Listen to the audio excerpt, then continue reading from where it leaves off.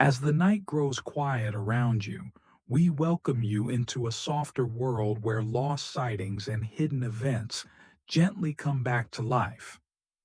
These are the UFO stories that were never shown in the news, but perhaps they were never supposed to be. As you slowly fall asleep, ask yourself, why do certain dreams return again and again? Strange lights in the sky, unfamiliar visitors, time that goes missing. Could these things mean something deeper? This is Volume 3 of our Fall Asleep to the Unheard series. Let your thoughts drift, and if one story stays in your mind, let us know in the comments when you wake up. Now, close your eyes, relax, and let the unknown begin to show itself. The Trainus Incident, October 21st, 1963. Trainus, Argentina. It all began with a bark. On the calm night of October 21st, 1963, in the quiet farming town of Truncas in northern Argentina, three sisters were woken by the loud, non-stop barking of their dog. The Mareno sisters, Argentina, Yolanda, and Magdalena, were living on their family's farm just outside the village. Their mother, still recovering from sickness, was resting in a room at the back of the house. Their father was away for work. What happened next would be remembered as one of the strongest and most mysterious UFO sightings ever reported in South America. The barking did not stop. Then they heard a low buzzing sound, a deep hum that shook the walls slightly. At first, the sisters thought it might be a broken machine or a truck passing by, but no sound matched that strange tone. Their worry grew when the lights in the house dimmed, then turned a strange blue color, and finally returned to normal. Argentina Mareno, the oldest, went outside to look. What she saw made her cry out. In the field beside their home, near the railway tracks, she saw a group of glowing lights. 5 bright white orbs of light were lined up in a perfect row. They hovered just above the ground and gave off thick clouds of smoke. Beams of light moved in slow, robotic motions across the field. She quickly called out to her sisters, and the three of them stood together in silence, completely drawn in by what they saw. Their dog whimpered and backed away, its tail tucked between its legs. As the sisters kept watching, one of the orbs sent out a thin beam of light, aiming straight toward the house. The object made no sound except for the constant buzzing. When the beam touched the metal latch on their garden gate, it started glowing a deep red. The paint started to bubble and peel away. Another beam hit a spot on the dirt near the house, and a small cloud of steam began to rise from the ground. Frightened, the sisters rushed back into the house and locked the door tight. Their mother, still weak from sickness, looked scared and confused. Even though the curtains were closed, a faint blue light from outside still lit up the whole house. The buzzing sound continued, vibrating softly through the walls. Then, the radio in the living room suddenly turned on by itself, made a static noise, and then went completely silent. The phone did not work. Inside, they started to feel a tingling heat on their skin. Yolanda, who was by the kitchen window, felt sick and had to move away quickly. The dog, usually brave, was now hiding under a bed, shaking nonstop. They stayed close together for over an hour, not sure if they should escape or stay still. Then, without any hint, the buzzing stopped. The blue light faded. When Argentina looked through the curtain, the orbs had vanished. The smoke had cleared. The field was silent and dark. When the sun finally rose, the sisters stepped outside. The scent of ozone still hung in the air. The areas where the beams had touched the ground were burned. Plants nearby had wilted overnight. The spot on the gate where the beam had focused was clearly scorched, and the metal latch had twisted out of shape. The most unsettling thing they found was the grass. It was pressed down into perfect circles, each several meters across, exactly where the lights had hovered. News of the strange event quickly spread through the town of Trainus. Curious neighbors came to look at the burned land and the dying plants. The local police were informed and came to examine the area, taking notes and measurements. Reporters from the newspaper La Gazzetta, one of the most respected publications in the country, arrived to interview the family and capture photographs of the site. One of those reporters was Oscar Galindez. He later wrote a series of articles describing the event as one of the most convincing UFO reports in Argentine history. Within a matter of days, several professionals, including engineers and military experts, visited the site. They discovered signs of extreme heat, but there were no marks of fire or any chemical traces. The burned soil had unusual changes not normally seen in natural fires. No aircraft and no farming equipment could explain the shapes or the level of heat they found. Something even stranger happened to the nearby plant life. Months later, some crops near the location still did not grow properly, and new grass that was planted grew a pale yellow color and never turned green again. Leaves on nearby trees had dark, burned edges, as though touched by heat with no flame. The sisters were not the same either. Yolanda dealt with waves of nausea and sharp headaches that lasted for weeks. Magdalena developed skin rashes doctors could not explain. Their mother's condition got worse before slowly improving. Their dog, once lively and playful, became tired and never returned to its usual behavior. Although shaken by the experience, the Mareno sisters stayed consistent in how they told their story. During separate interviews, each sister gave nearly the same description of the lights, the beams, the strange smell, the smoke, and the strong feeling of heat. Polygraph tests given weeks later supported that they were telling the truth. To further support the event, La Gazzetta published photographs showing the burned ground and damaged plants. These pictures spread among UFO researchers around the world, reaching groups in the United States and Europe.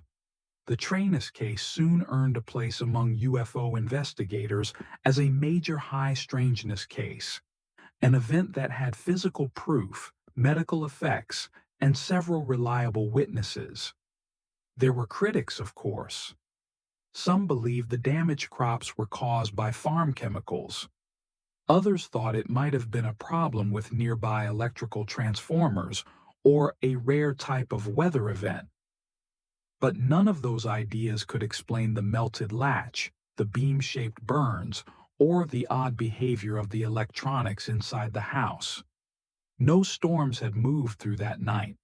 No electrical surges had taken place. The local power company found nothing wrong in the area, and the shapes burned into the ground were far too exact to be a mistake.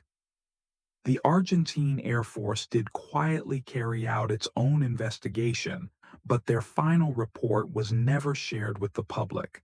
However, leaked notes from a local military office reportedly labeled the incident as unexplained aerial activity with no known source.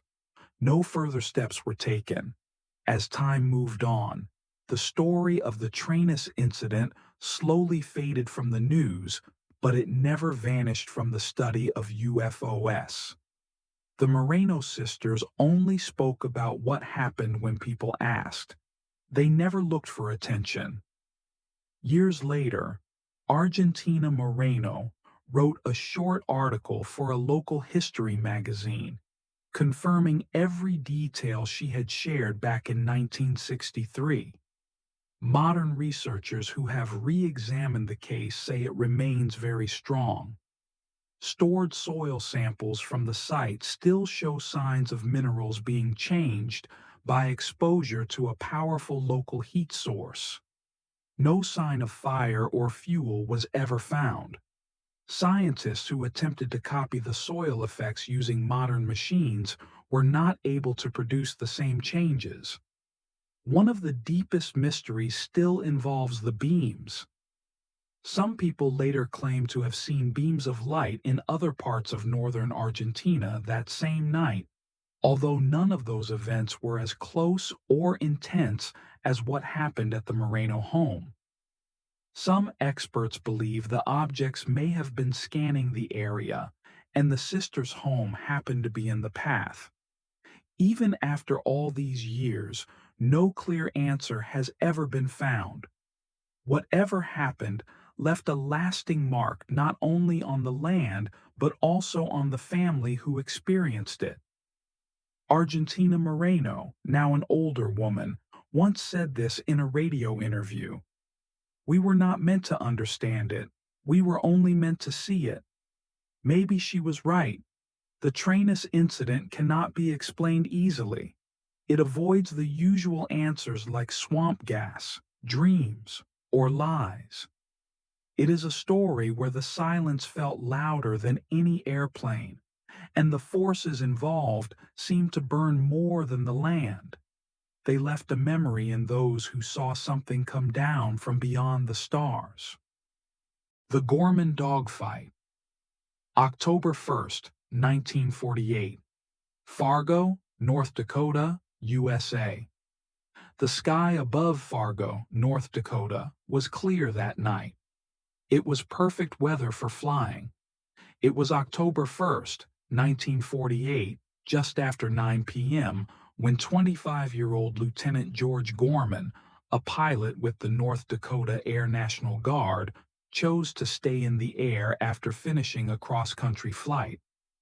His fellow pilots had already landed at Hector Airport, but Gorman, flying his P-51 Mustang, had gotten permission from the tower to stay in the sky a little longer. As Lieutenant Gorman circled the city, he noticed a Piper Cub flying about 500 feet below him. Other than that, the sky was completely clear. Then, something unusual caught his attention. A blinking white light, small and moving slowly to the west of his location. It did not look like any regular aircraft. Gorman contacted the control tower by radio and asked if there were any other planes showing on radar. The response came back quickly. There were only 2 aircraft in the area, his plane and the Piper Cub. The strange object drew his curiosity. It had no navigation lights. There were no red or green signals, just a bright white light. Gorman decided to look closer.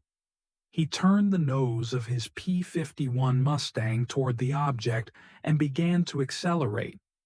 As he got within about 1,000 yards, the blinking stopped, and the object started to move again. It turned sharply to the left, avoiding Gorman's approach, almost as if it were under intelligent control. Gorman changed direction to follow. What happened next would go down as one of the strangest aerial chases in flight history. The white light increased its speed, and Gorman stayed with it. The object made a sudden climb, and Gorman followed, pushing his plane to nearly 400 miles per hour. Still, the object stayed ahead, just out of reach. At 7,000 feet, it veered straight toward Gorman's aircraft. Gorman braced himself, thinking it would collide, but at the last second, it shot upward, missing his plane by about 500 feet. Still determined, Gorman tried to climb once more. However, when the object reached 14,000 feet, his plane stalled. The silent light continued upward without stopping, disappearing into the dark sky. The entire event lasted about 27 minutes. In that time, Gorman believed the object had shown speed, turns, and control far beyond what he had seen, even in combat. It climbed faster, turned tighter, and seemed to react to his every move. He was convinced that some kind of intelligence was guiding it. Back in the Fargo control tower, two air traffic controllers had also seen the strange light. So did the pilot and passenger of the Piper Cub, who had entered the tower after landing, just in time to watch it all unfold. Each of the witnesses confirmed that they had seen the light moving on its own, just as Gorman had described, and all in real time. When Gorman finally landed, he appeared clearly shaken and reported feeling dizzy and confused. Even so, he immediately filed a full report with his commanding officers.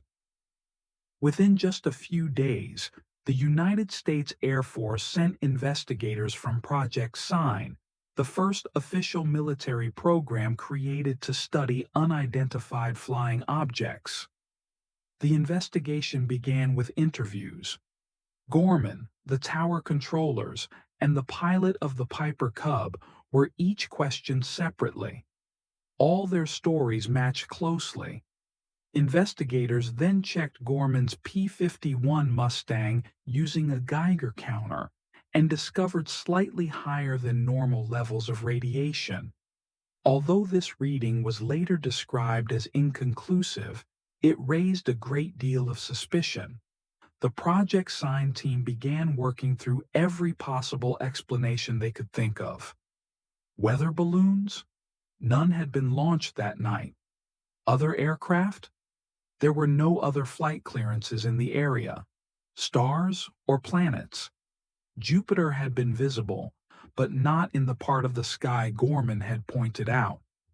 Investigators were left without clear answers. Finally, the Air Force prepared a report claiming that Gorman may have seen a balloon lit up by city lights and had become disoriented while chasing it. They suggested the sudden movements and sharp turns were just tricks of angle, lighting, and fast motion. However, Gorman completely rejected this theory. In an official statement, he said, "I am convinced that there was thought behind its maneuvers. I was not hallucinating. It was not a balloon. The object was under intelligent control." He described how the object reacted to him directly, avoided his movements, climbed far faster than his aircraft could, and turned more sharply than anything he had ever seen. What made the object even stranger was how it appeared. It had no body, no wings, no tail, no engine sound. It did not wobble like a balloon or flicker like a flare. The light held a perfect shape, with steady movement and smooth changes in direction. It never once hesitated. Though the case stayed open, it was slowly pushed aside in the following months. Project Sign, and later Project Grudge and Project Blue Book, continued to record the event.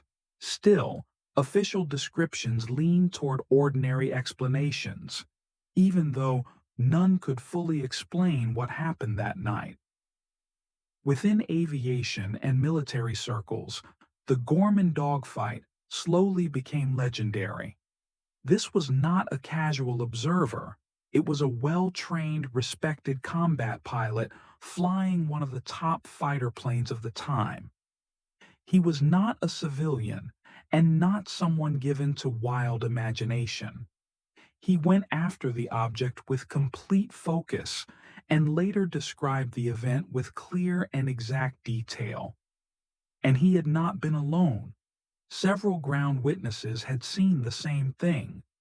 According to later analysts, the most troubling detail was that Gorman had been outmatched.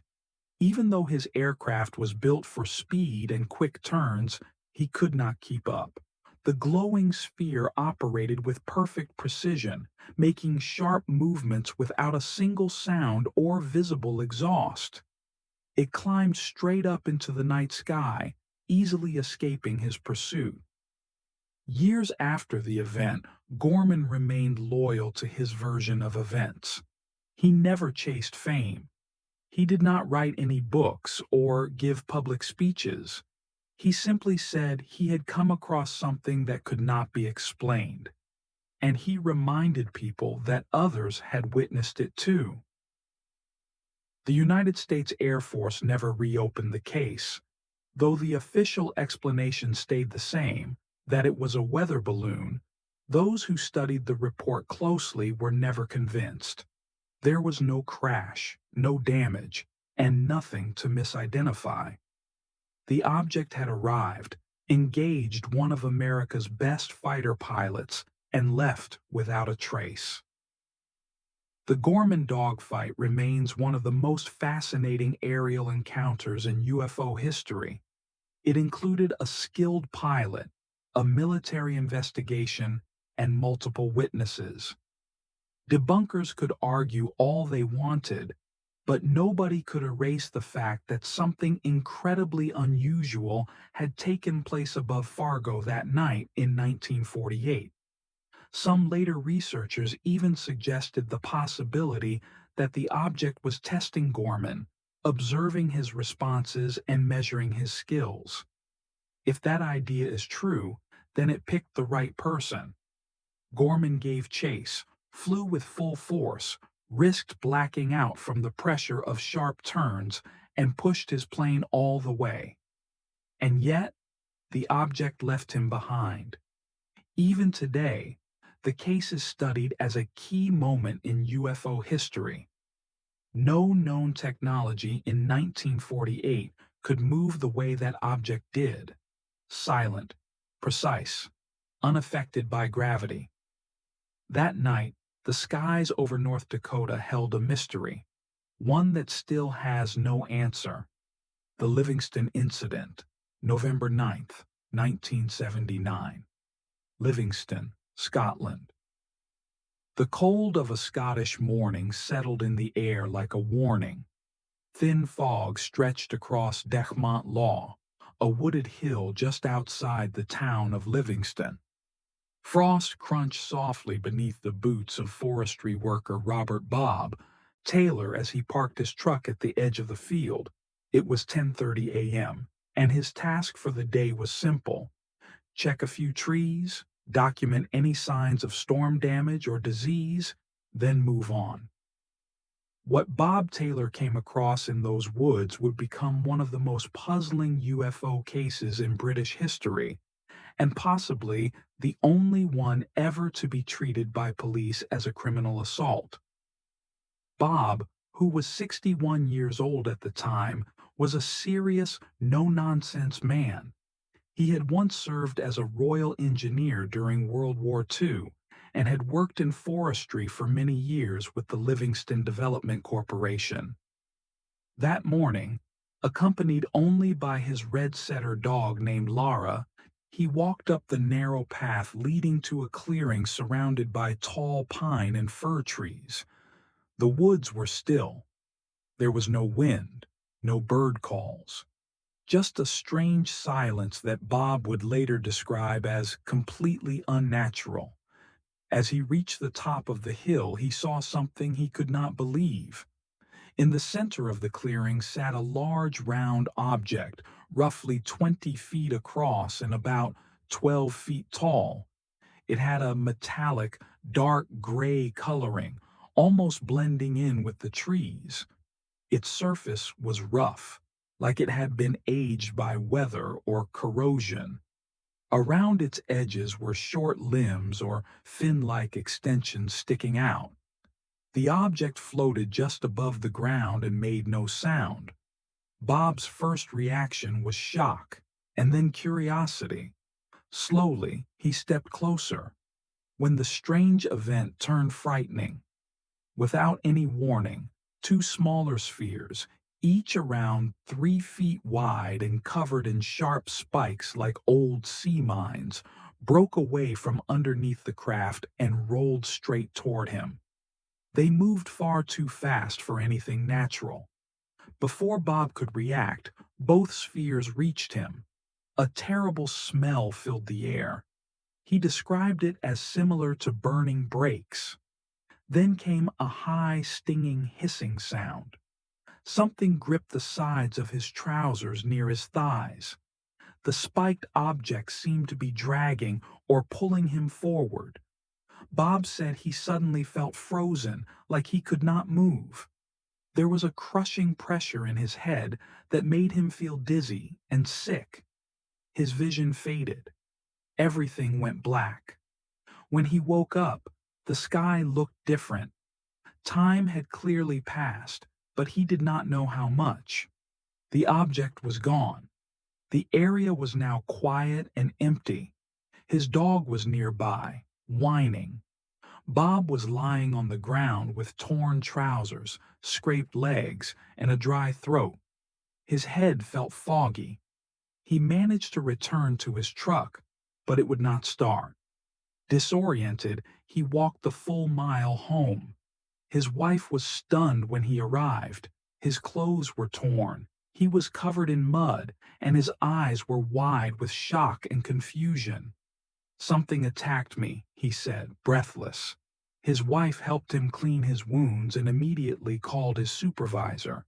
Still visibly shaken, Bob shared everything he remembered: the object, the small spheres, the strange smell, and the terrible pressure in his head.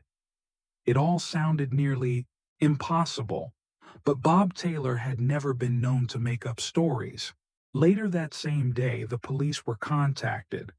What happened next is what made this case stand out from nearly every other UFO report.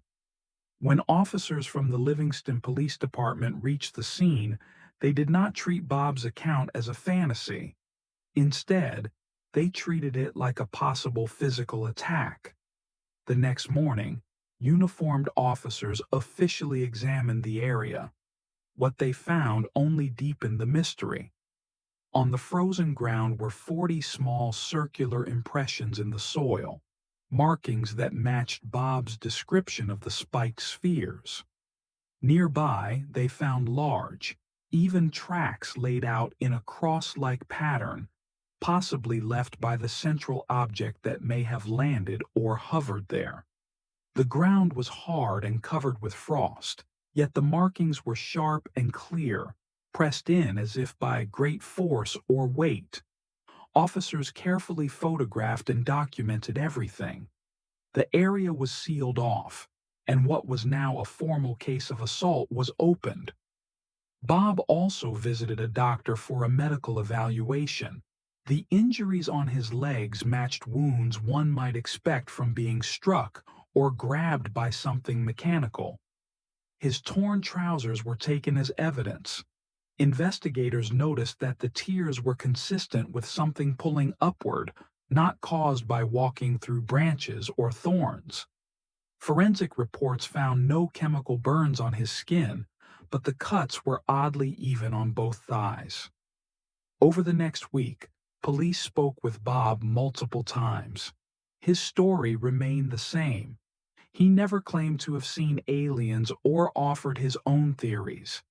He repeated only what he had experienced: a machine, 2 smaller moving spheres, a bad smell, blacking out, and waking up alone. Bob had no record of hallucinations, no history of mental illness, no interest in drugs or alcohol. He was not religious, and he was not seeking attention. What made the case even more remarkable was the reaction from local authorities. The Lothian and Borders Police formally filed the incident as an assault. It remains the only UFO case in the United Kingdom that has been officially investigated as a criminal act. Superintendent Ian Wark later said, "The investigation is complete. It is unexplained. I will go no further than that." He confirmed that no person or machinery had been found that matched the description of the strange object that Bob encountered that morning. The story quickly spread across the country. It appeared in newspapers such as The Scotsman, The Daily Record, and even reached international media. Reporters rushed to Livingston, hoping for interviews or photos. But Bob Taylor did not try to gain anything from the attention. He gave only a few interviews. During each one, he remained calm, clear, and focused on the facts. He seemed uncomfortable with all the publicity. Naturally, skeptics gave their opinions. Some claimed Bob had been struck by ball lightning, although weather reports confirmed there were no lightning storms in the area that day. Others guessed he may have suffered a mild stroke or seizure, causing him to hallucinate. But none of these theories explained the full picture, not the cuts on his legs, the torn condition of his trousers, or the deep marks in the ground. There were no burns that lightning would have caused, no gaps in his memory that would suggest a fugue state. And how could anyone explain the perfectly shaped ground impressions? In 1980, the Ministry of Defense in the United Kingdom expressed interest in his case. Though they never launched a formal investigation through their official UFO office, some internal memos admitted that the evidence, especially the marks in the soil, deserved more serious review. Over the years, various researchers and citizen investigators continued to visit the site. Soil samples were taken and studied. Plants within the circular impressions grew more slowly than those outside them. Bob Taylor never changed his version of events. As he grew older, he remained the same, quiet, practical, and respected by his friends and co-workers. He passed away in 2007, still firmly stating that something real had happened in those woods, something no one could fully explain. The forest near Deshmont Law is still open to visitors. A small sign now marks the place where the strange event occurred. People walk the same trail Bob followed that morning, looking for answers, trying to understand what truly happened there. The site is now part of Scotland's unofficial UFO history. What makes the Livingston incident continue to stand apart is not just the credibility of the witness, a no-nonsense forestry worker with no reason to lie, but the way law enforcement took the case seriously from the very beginning. Medical records, police documentation, soil analysis, and torn clothing, none of it pointed toward delusion or make-believe. Instead, these details suggested an encounter with something truly unknown. Was Bob Taylor confronted by a malfunctioning drone from beyond our world? Or did he come across something not meant to be seen and suffer the consequences for it? Whether officially closed or not, the case remains open in spirit. For those who continue studying the event, the mystery remains, quiet and untouched, like the mist that hung over those woods on that November morning. The Goose Bay Jet Intercept, October 11th, 1951, Labrador, Canada. It started during the deep chill of a Canadian night. The sky above Goose Air Force Base, tucked into the icy wilderness of Labrador, could not have been clearer. The stars looked close enough to reach out and grab. At precisely 23:45 hours, something unusual appeared on radar. Inside the base's control room, radar personnel spotted something strange, an object moving at extremely high speed. They stared at their screens, blinking in disbelief. The readings were solid. This was no technical error, no weather interference.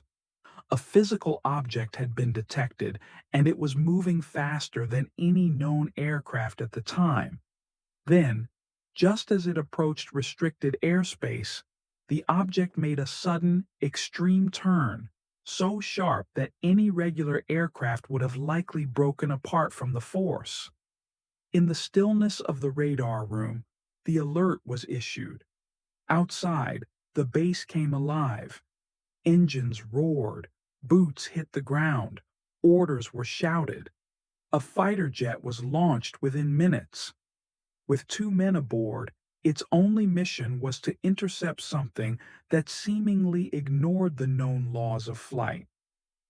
What happened next, high above the frozen land, was kept classified, hidden away in secret reports for decades before being quietly declassified.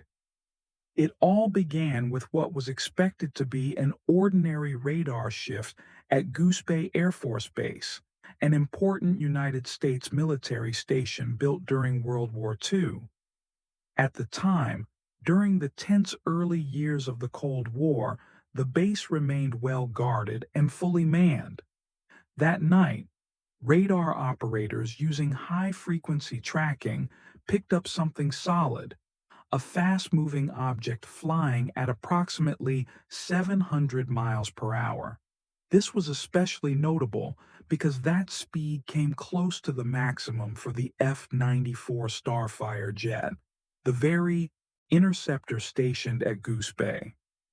Even more important, the object was faster than any known Soviet aircraft believed to be operating near Canadian airspace in that era.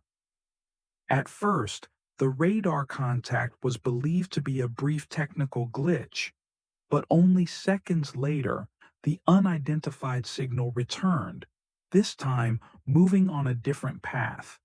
It shifted from a southwest to northeast direction, and then, without slowing, it came to a complete stop. Not a gradual deceleration, a full, sudden stop. The stationary target remained on the radar screen for several seconds. Then it moved again. This time, it launched straight upward at an extreme angle. What it did was physically impossible by any known aircraft standards, leaving the radar team in complete disbelief. Personnel from the United States Air Force ordered a scramble. An F-94 Starfire interceptor was launched shortly after midnight. The jet was piloted by Lieutenant John Baldwin, while radar operator Lieutenant William McDonald sat in the rear cockpit. Ground control directed them toward the object, which radar was still tracking at an altitude of around 20,000 feet. As the aircraft climbed into the night sky, strange things began to happen. Lieutenant Baldwin's cockpit instruments started malfunctioning. The radar blinked in and out. The altitude meter and compass both gave erratic readings. Then at last, they spotted it. A small, bright white light hovering in the sky, unnaturally still. It looked like a star, but this star began to move. Baldwin attempted to close the distance. No sooner had he begun pursuit than the object took off, matching his speed, and then suddenly climbed straight upward. It left no vapor trail, made no sound, and performed no sonic boom. Just quiet. Lieutenant McDonald tried locking onto it using the Starfire's radar system, but the signal vanished almost instantly after the object rose. Whatever it was, it had not simply outrun them. It had disappeared. When they returned to base, radar staff confirmed what the pilots had witnessed. The target vanished during its climb, far beyond the interceptor's performance limits. No crash site, no return signal, and no indication of where it went. The next morning, both men were debriefed under classified conditions. They each submitted written statements and were later interviewed by a Project Blue Book representative who arrived 2 days later.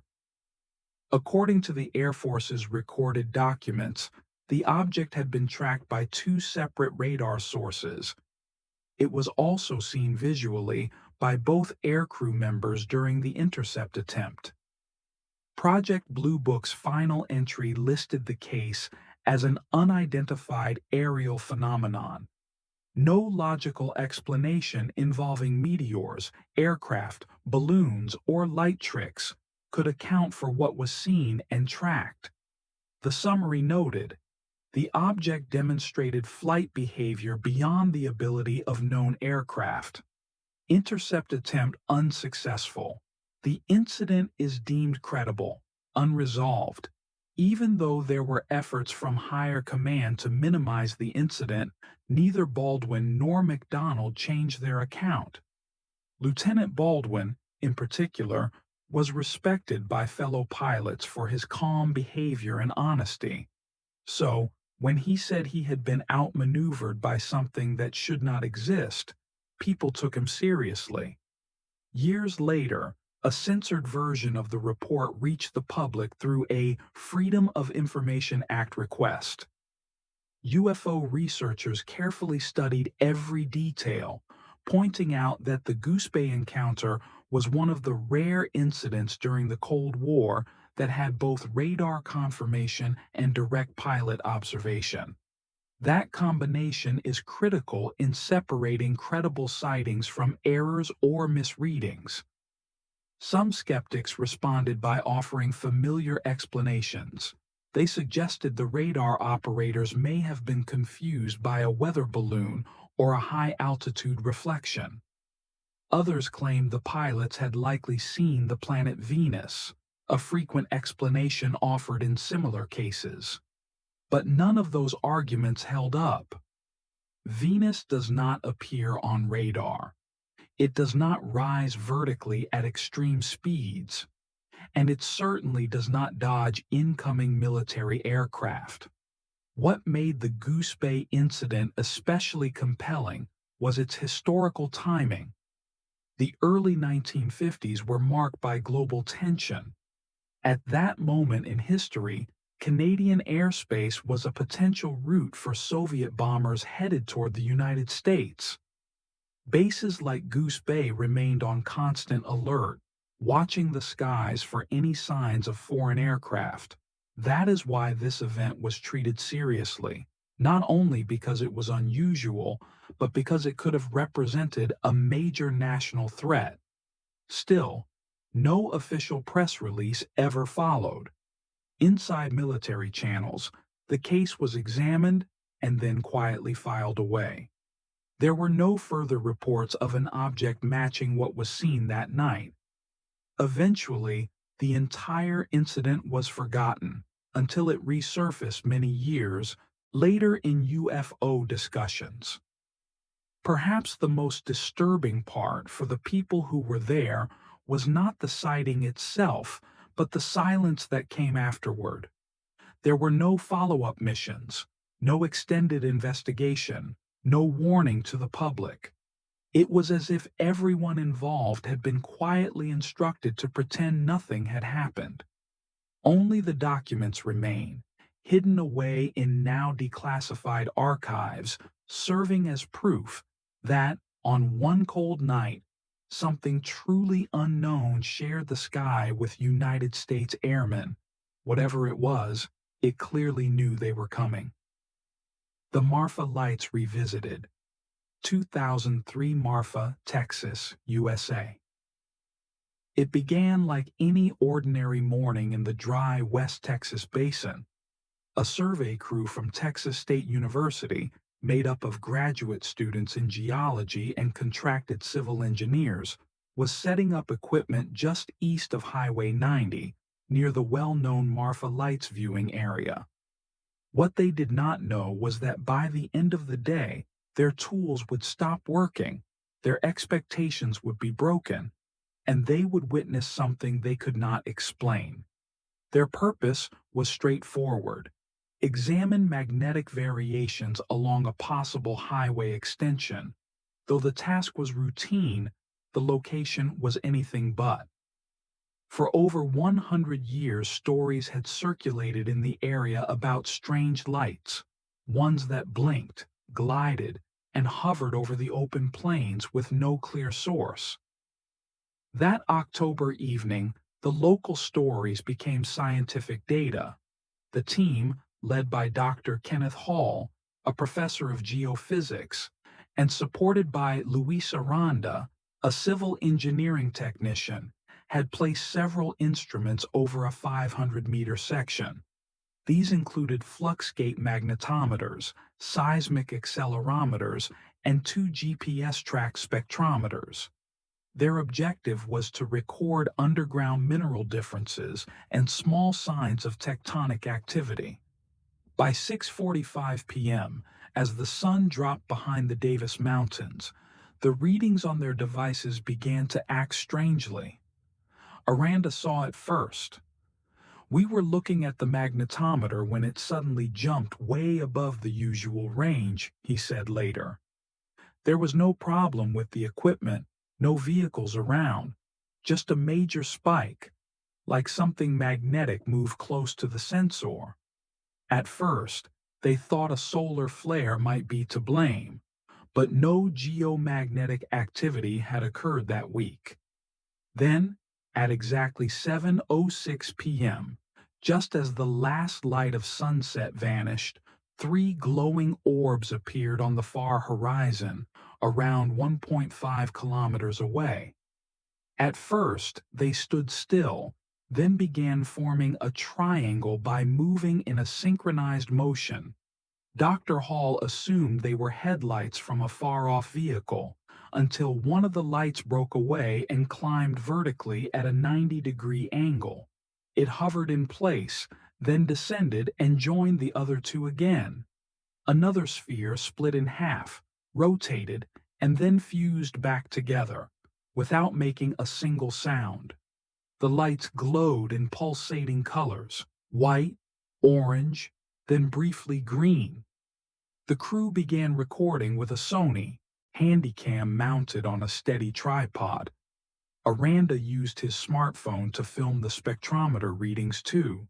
However, after just 2 minutes, the GPS module on the camera froze.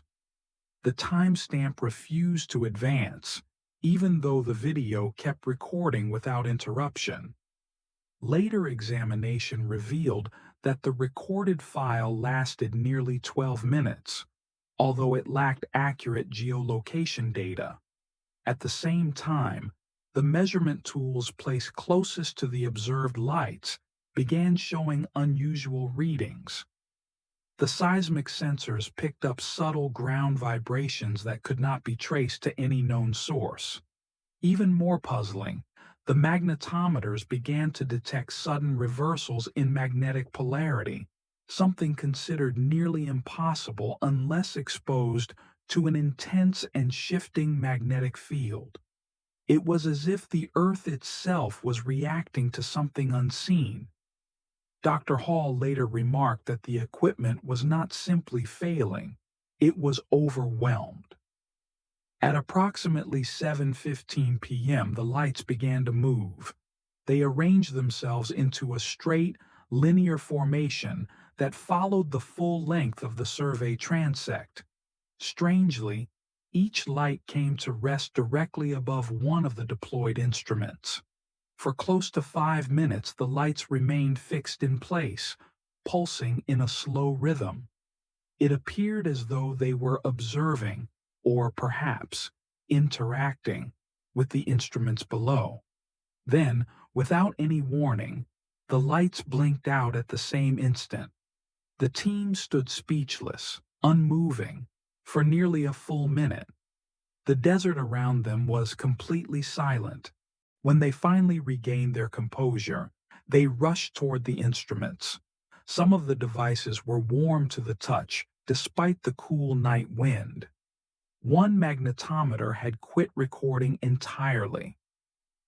A backup memory card that had been used in one of the seismic probes was found completely wiped.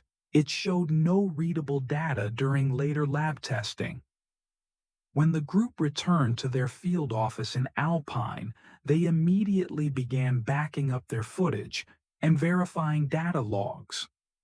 The raw video showed flickering orbs of light. One, in particular, displayed a faint halo that had not been visible to the naked eye during the encounter. Even more surprising were the unexpected surges in the electromagnetic spectrum captured by the spectrometers. Radiation spikes occurred seconds before each light moved. All records were compiled and submitted to Texas State University's Geoscience Department. Within weeks, researchers from the University of Texas at El Paso requested access to the files. Word of the event had already begun spreading through academic circles. Some scientists referred to the event as a possible breakthrough in understanding localized plasma-based phenomena, what others informally called Earthlights. In early 2004, a small group of graduate researchers, led by Dr. Dana Whitaker from UTEP, returned to the area to replicate the recorded environmental conditions. They installed precision barometers, pressure sensors, and high-frequency electromagnetic field detectors. For 3 nights, the team recorded nothing unusual, only background EM fluctuations. However, on the 4th night, just after 2 a.m., 3 members of the team witnessed a bluish orb descending slowly from a nearby ridgeline west of where the original sighting had occurred. The orb hovered gently for several seconds before rising and vanishing into a layer of cloud cover. Additional readings followed. Soil analysis from the 2003 location revealed unusually high levels of ionized silicates and small traces of scandium, an element rarely found in surface-level samples in that region. Nearby plants also displayed signs of reduced chlorophyll levels. Professor Whitaker's team theorized this could be caused by continued exposure to ultraviolet radiation beyond normal background levels. But not all information about the strange lights came from the scientific community. After reading about the survey team's experience in the Alpine Avalanche newspaper, a retired park ranger named Daryl McCombs stepped forward. He recounted a 1983 event during a controlled burn near the same location.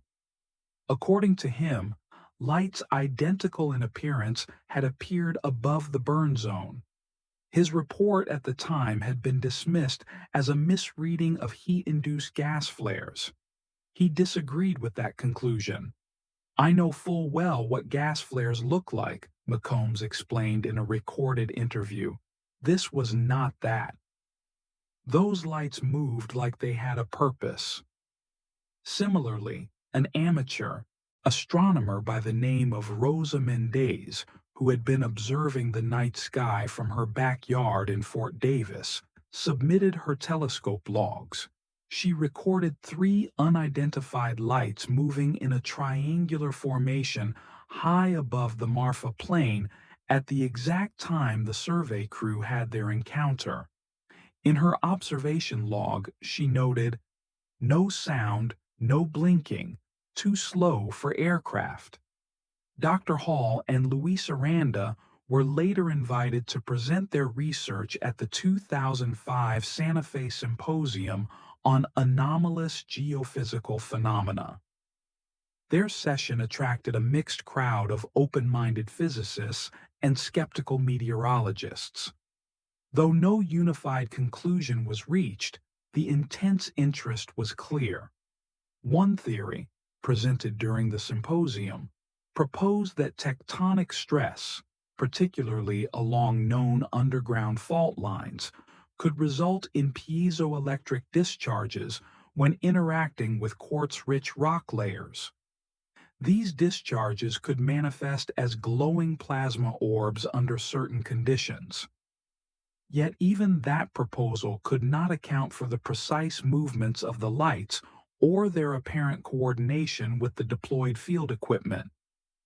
NASA physicist Dr. Anjali Nair, who sat in on the session, spoke privately with Hall afterward.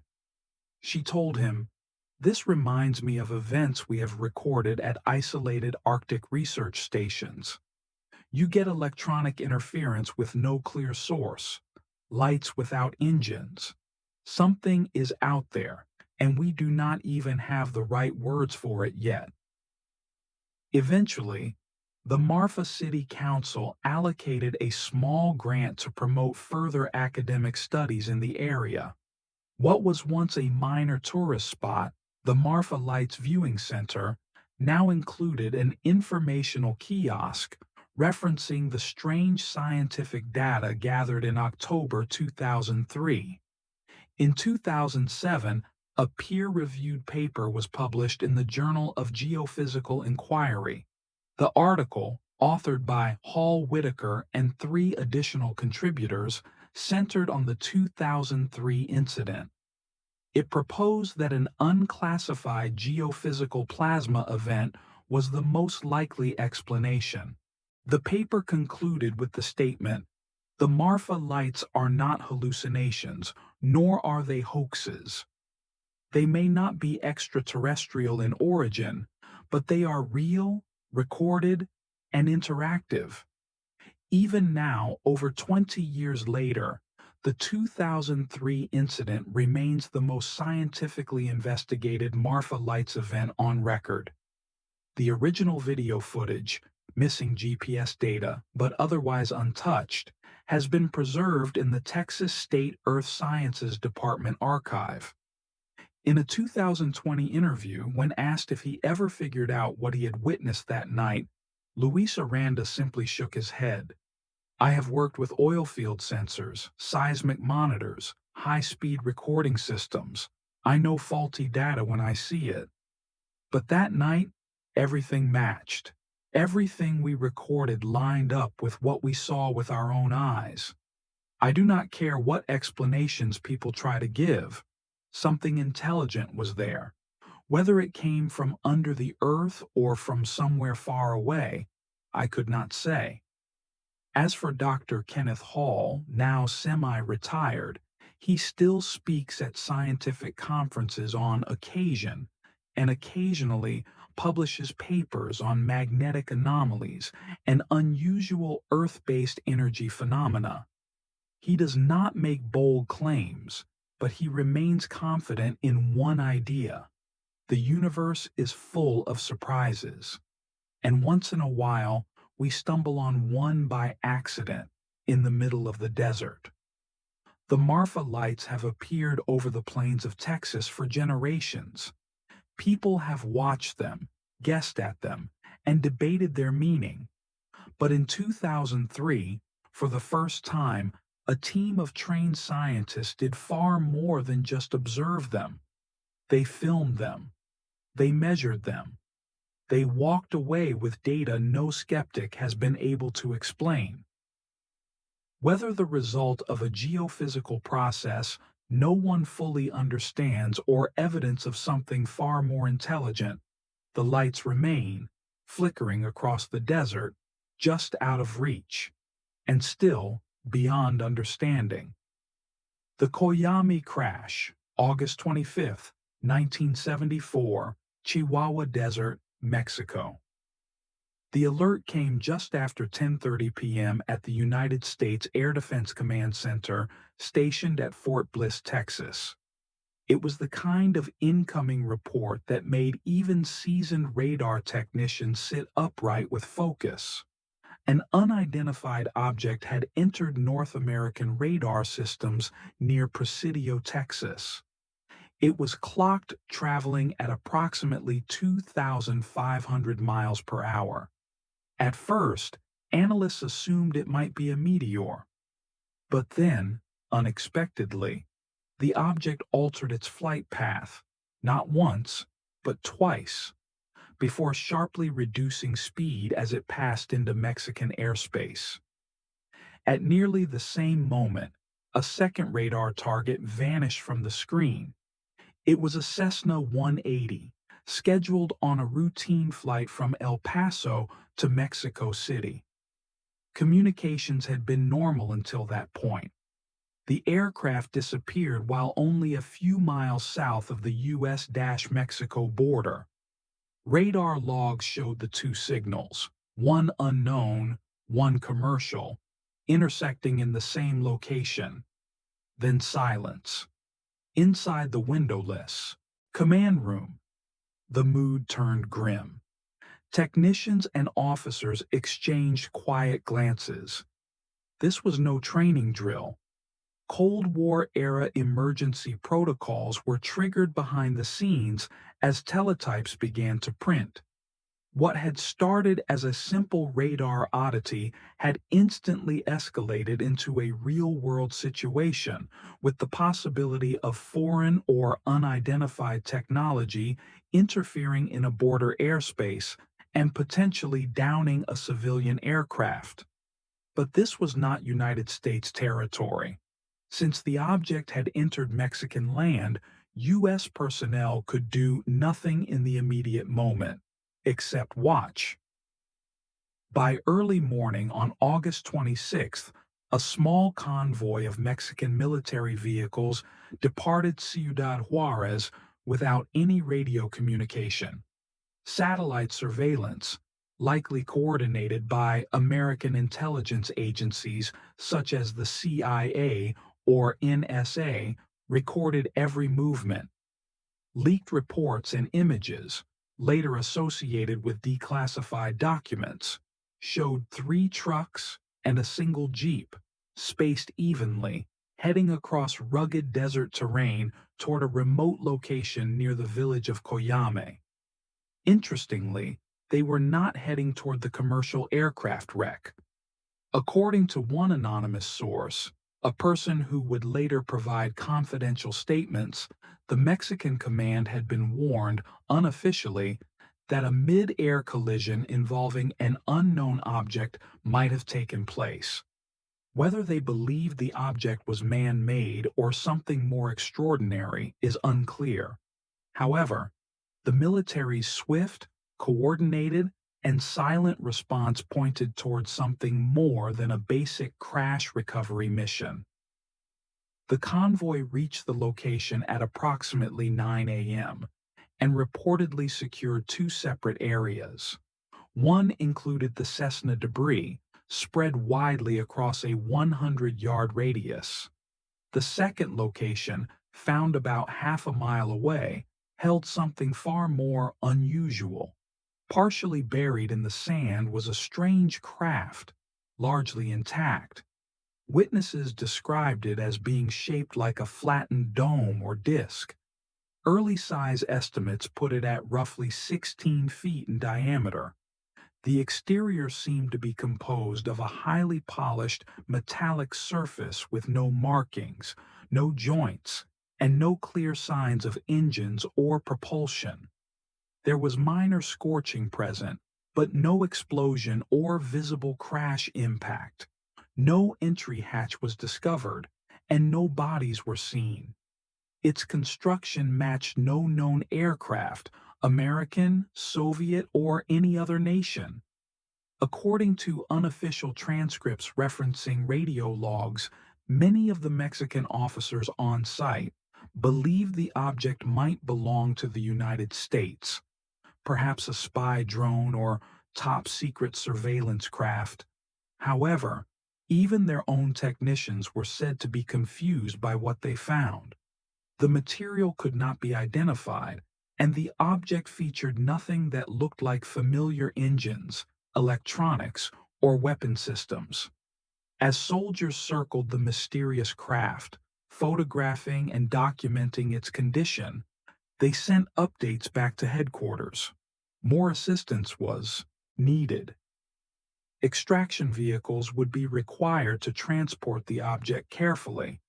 Some officers also requested protective gear, as radiation or hazardous material could not be ruled out.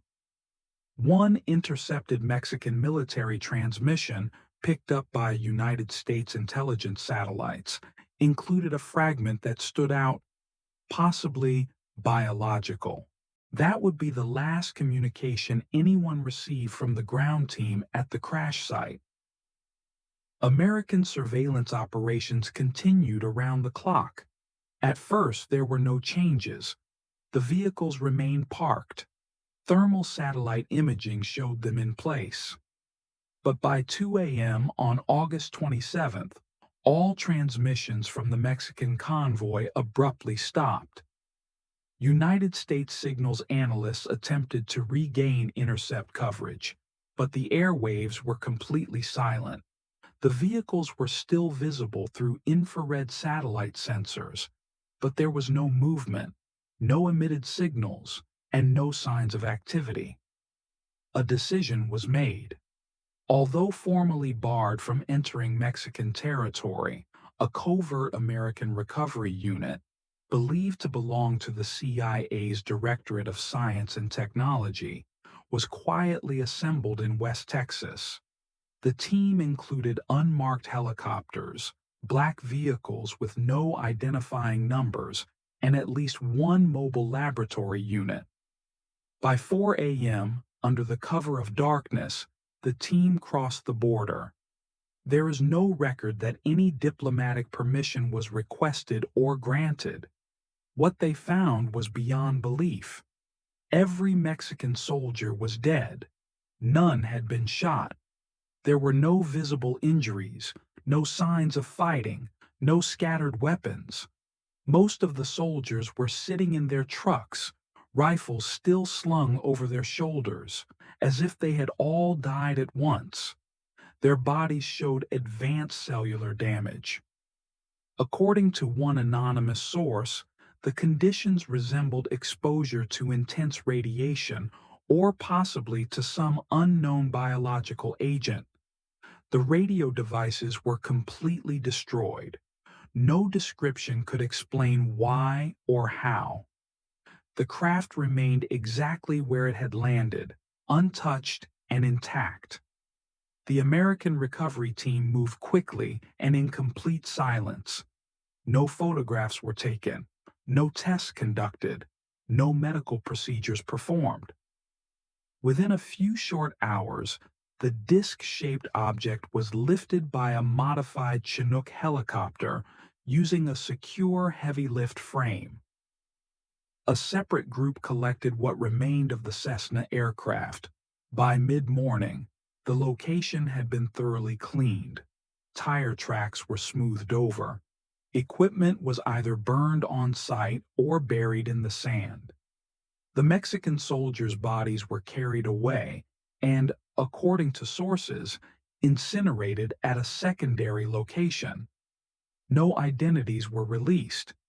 Their families were never informed. The craft was flown across the border and taken to an unknown facility on United States soil. Some have suggested Fort Hood. Others believe it was delivered to Groom Lake, also known as Area 51. Officially, no such event ever took place. For many years, the story was regarded as a rumor shared among intelligence insiders and serious UFO researchers. It was not until the early 1990s that the Koyame incident entered wider discussion within the UFO research world. A former NSA communications officer using the alias Mr. K came forward in an anonymous interview. He claimed that he had been on duty the night the Koyame situation unfolded and had personally monitored encrypted radio traffic from Mexican military channels. According to him, the moment the last transmission came through, the silence that followed was sudden, complete, and permanent. Not long afterward, an alleged CIA document surfaced, referred to by some as part of the Aquarius briefing. Although its authenticity has never been confirmed, The report outlined a detailed, minute-by-minute narrative of a foreign object recovery mission in northern Mexico. Included in the materials were maps, satellite photographs, and tactical reconnaissance assessments.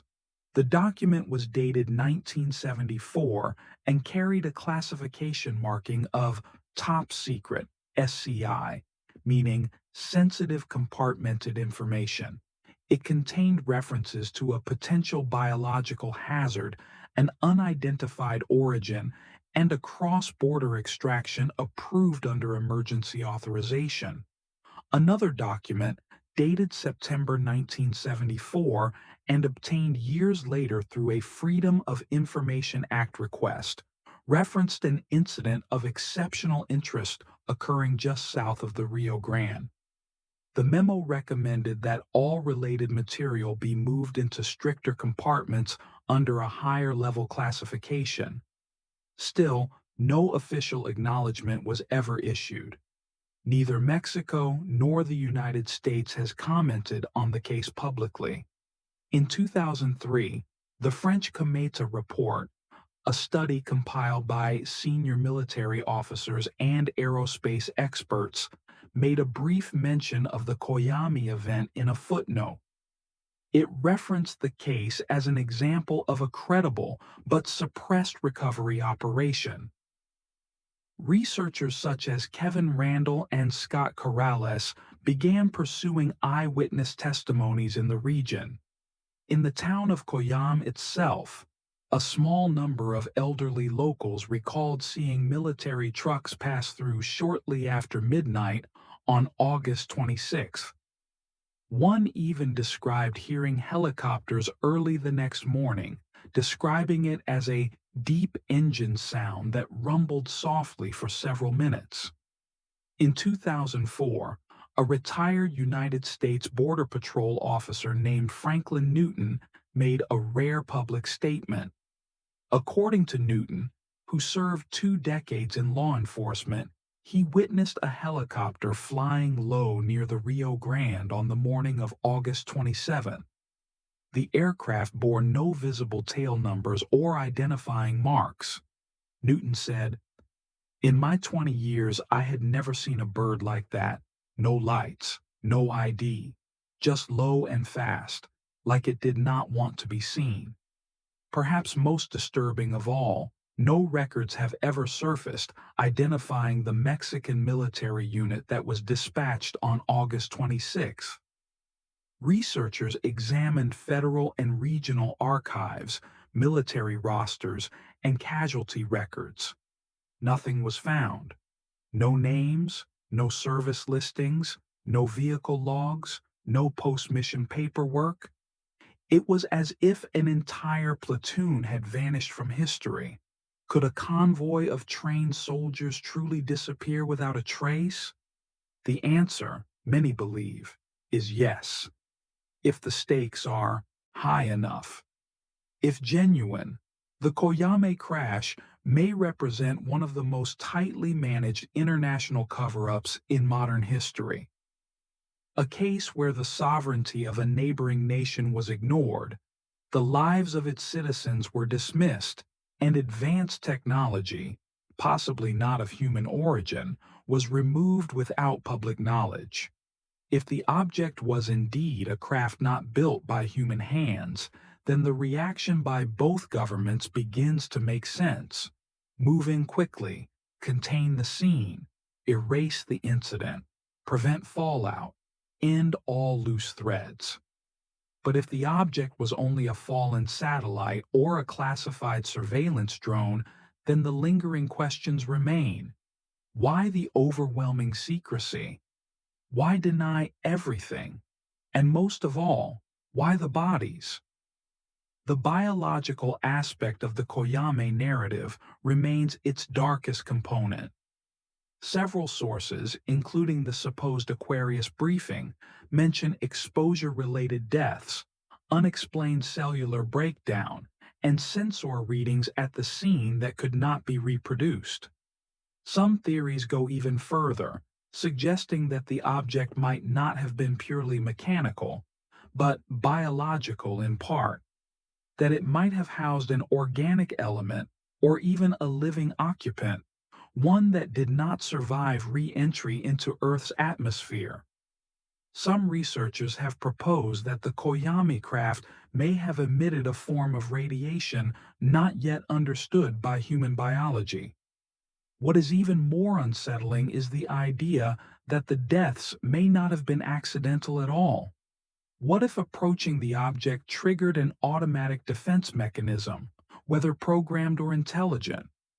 The Mexican soldiers, unaware of exactly what they had found, may have unknowingly activated something lethal simply by getting too close. There are no graves in Koyame bearing the names of those men, no plaques, no official records. If their families were compensated, there is no evidence. If the United States ever informed Mexican officials about what truly occurred, no acknowledgement was made. The Koyame crash remains a hidden scar in official history. Still, its shadow looms large in the world of UFO crash retrieval studies.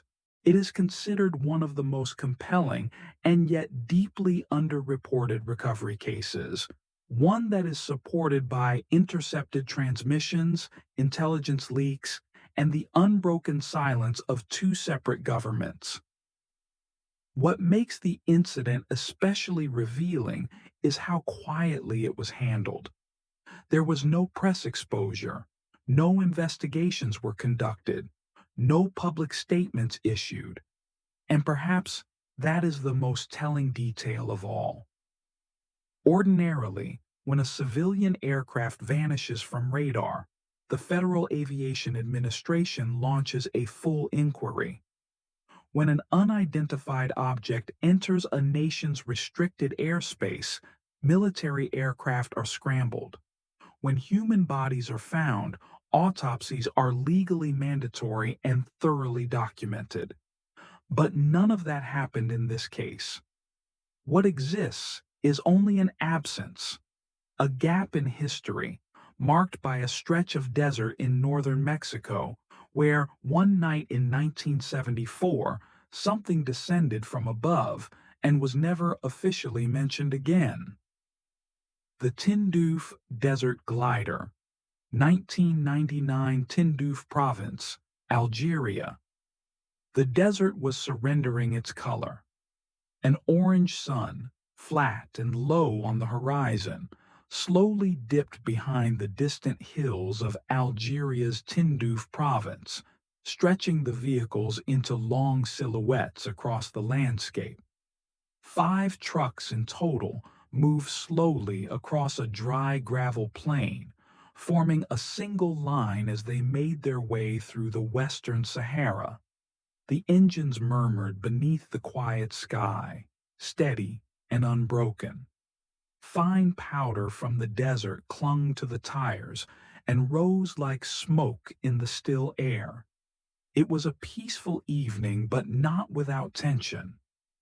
Every aid worker in the convoy understood that this portion of the Western Sahara was never completely safe. Conflict between the Moroccan government and the Polisario Front still simmered beneath the surface, like heat trapped under sand. Political disputes, armed skirmishes, and disappearances had all become part of the region's recent history. At the front of the convoy, in the lead truck, sat Dr. Marie Bouchard. She was a seasoned medical officer serving with the United Nations High Commissioner for Refugees. Her role, though labeled humanitarian, often meant dealing with areas barely removed from conflict zones. As the vehicles crawled forward, she checked her clipboard for supply tallies and turned the dial on her field radio. A burst of static crackled in her headset. Dr. Marie Bouchard tapped the side of her earpiece and adjusted the frequency. "Convoy check. Unit 5, respond," she said clearly. There was no reply. She tried once more, but this time only a sharp burst of white noise answered. That was not typical. The convoy had maintained clear communication over the last 80 kilometers without interruption.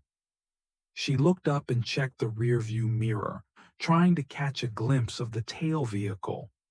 All she could see behind her was thick dust, rising in clouds and obscuring everything. Then she noticed the shadow. It did not move like a cloud. It did not behave like a helicopter or an aircraft. It was gliding in a way she had never seen before, slow, steady, and purposeful. It passed across the sky with an eerie grace, masking the fading twilight with what looked like deliberate precision. A perfect black triangle, silent, massive, and featureless, moved overhead without making a sound. It was wider than the entire convoy.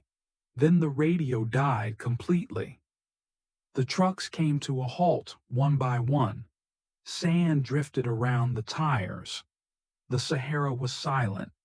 The mission had started like any typical operation. In early March of 1999, a United Nations relief convoy had departed from Tindouf, assigned to deliver aid to isolated Sahrawi refugee camps in western Algeria.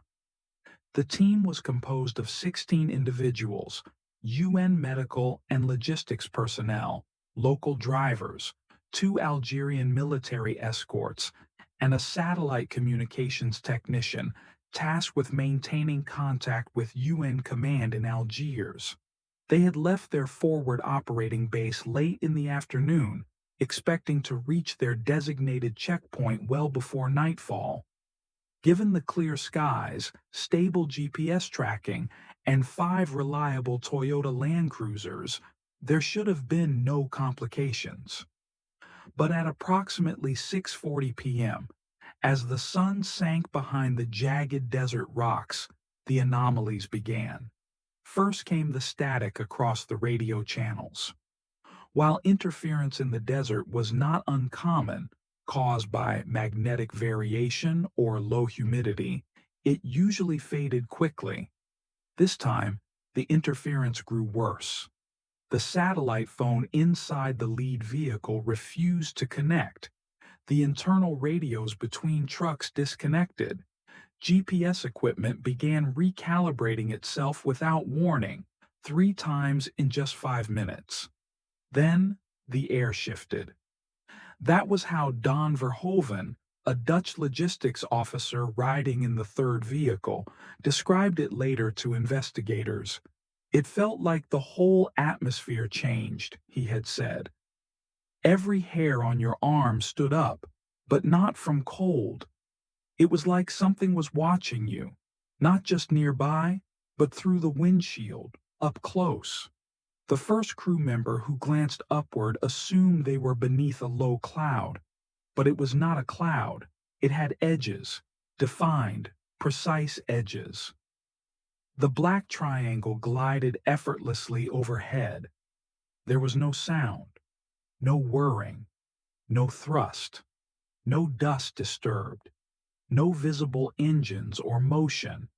It simply moved with a kind of silence that overwhelmed everything else. Those who witnessed it gave similar descriptions.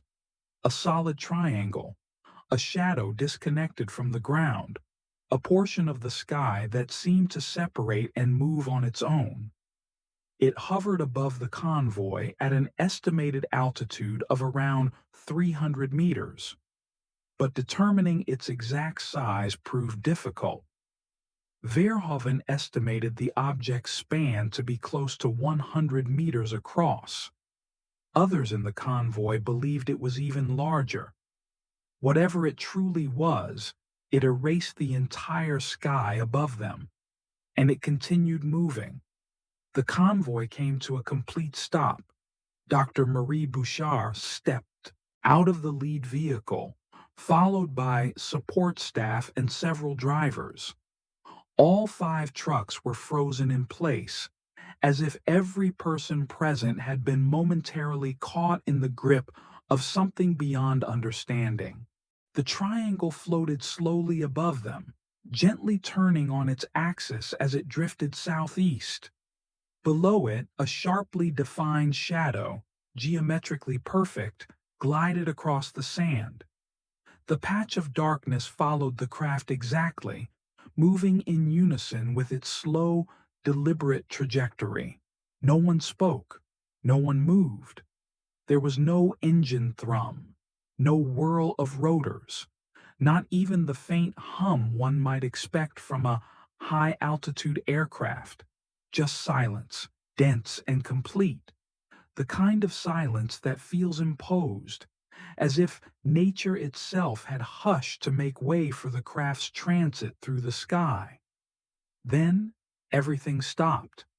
The lights on the vehicle dashboards blinked and died, radios silent.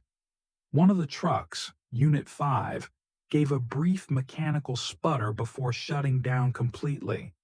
Later inspection revealed its battery had remained fully charged, but the engine would not turn, and the starter was completely unresponsive. In a private written statement, Field Medic Thomas Diaz later described the moment. "I felt something pressing on my chest. No actual pain, just pressure. Like the air around us was different, like something had taken the sound and weight of normal life and replaced it with itself. Like how animals freeze when they know they are being watched. The silence had weight." As the craft continued on, the massive shadow began to shrink. Slowly, it drew back into itself as the triangular shape moved farther from view. The convoy remained frozen in place. No one spoke. A few people crouched beside the trucks. Others, still standing, watched in complete stillness. It was not fear holding them there. It was awe. And then, as smoothly as it had come, the black triangle simply continued into the desert sky. It did not flash away. It did not vanish. It moved at a steady pace until its edges blended with the horizon and disappeared. Roughly 10 minutes passed. Then the vehicle systems began returning. Dashboard lights blinked on. Radios crackled with reboots and static. GPS units lit up, recalibrated, and restored navigation. Even Unit 5, which had failed entirely, started again without anyone touching it. For the next 20 minutes, no one spoke. The silence remained, this time between the crew members themselves.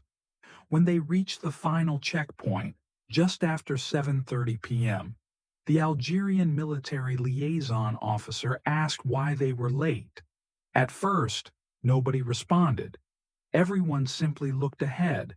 Then, almost without emotion, one of the drivers said quietly, "We stopped for a while." They never filed a report, not officially. There were no established procedures in the field manual for an aerial event that could not be explained. Bringing it up might lead to mission delays, questioning, or worse, declarations of psychological strain. Their top priority had not changed: secure the convoy and deliver the humanitarian supplies. Everything else, for now, remained unspoken. Within 48 hours of the incident, several members of the convoy had independently documented what they had experienced. Dr. Marie Bouchard wrote a full personal account in her handwritten field journal, later found among her private belongings. Don Verhoeven created a detailed PDF report in the form of a field log, which was quietly passed around among other humanitarian workers stationed in the region. Even Thomas Diaz, the field medic, recorded a brief audio entry using a mini-tape recorder. He titled the memo simply, "Desert March 99. What linked all of their statements was not only the silence surrounding the object, but their shared sense that it had been observing them. "It moved over us like a manta ray," Bouchard wrote. wide and smooth, indifferent that we were in its path. But it was not aimless. It carried intention. Their testimonies were deeply personal, but the only hard evidence came from the vehicle's technical logs. After the mission ended, convoy maintenance teams performed routine reviews of all vehicle data. What they found was unexpected. 3 of the trucks had recorded mysteriously synchronized shutdowns. Each one had experienced exactly 16 minutes of unexplained engine off time, marked by gaps in onboard system activity. This raised questions immediately because all eyewitnesses had agreed the object had flown over in no more than 5 minutes. That left 11 minutes unexplained. No battery failures, system warnings, or electrical faults were logged. The batteries remained charged. The electronics were fully functional. It was as if time itself had slipped in that moment, evidence of a break in continuity the team could not account for. The GPS data also revealed positional abnormalities.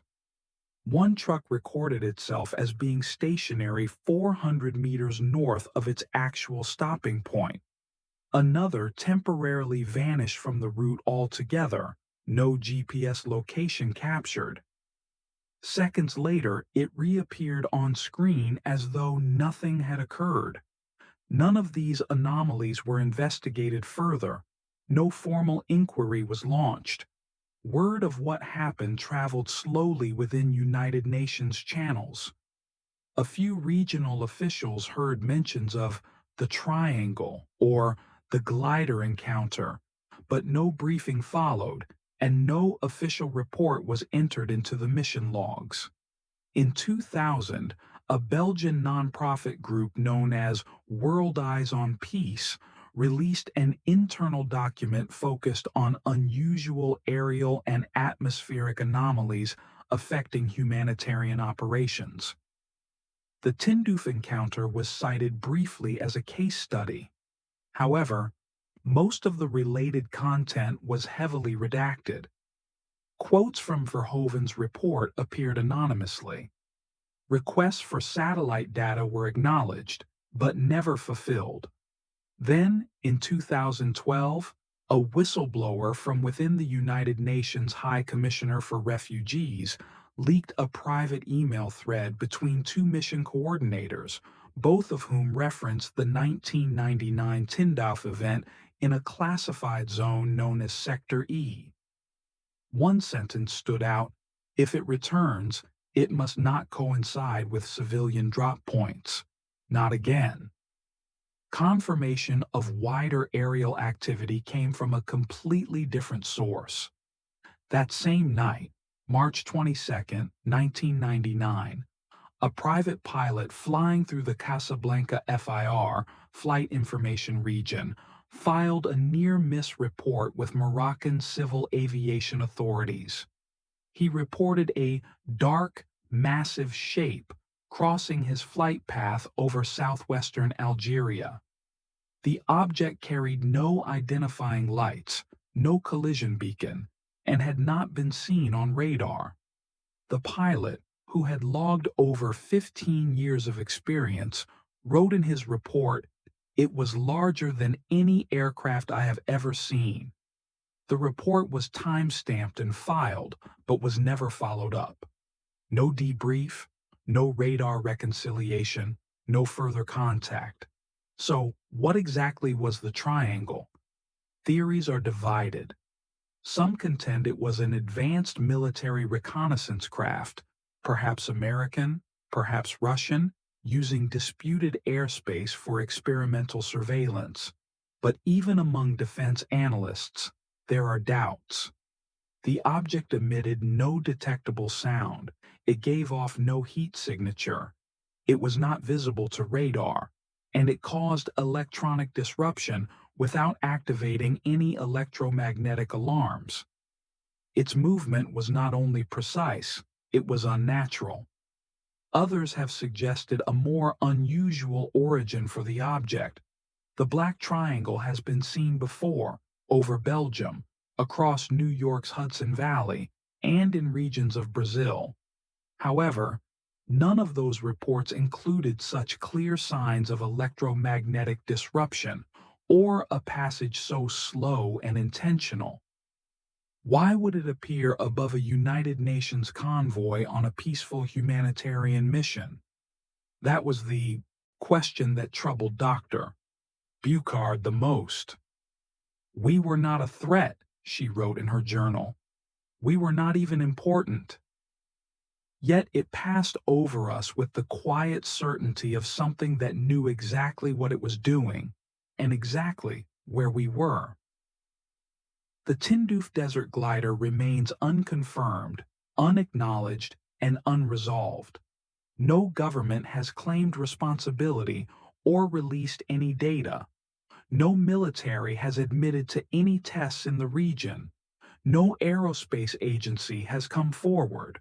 But those who witnessed it still remember. In quiet conversations, copied field logs, handwritten notebooks hidden in desk drawers, and digital backups buried in outdated laptops, the encounter lives on. A black triangle, silent, massive, observing, and gone without a trace. The Invercargill Sea Lights, 2011, South Island, New Zealand. It began shortly after midnight. The crew of the Southern Venture witnessed something emerge from the sea that none of them had ever seen before, something no one on board could explain.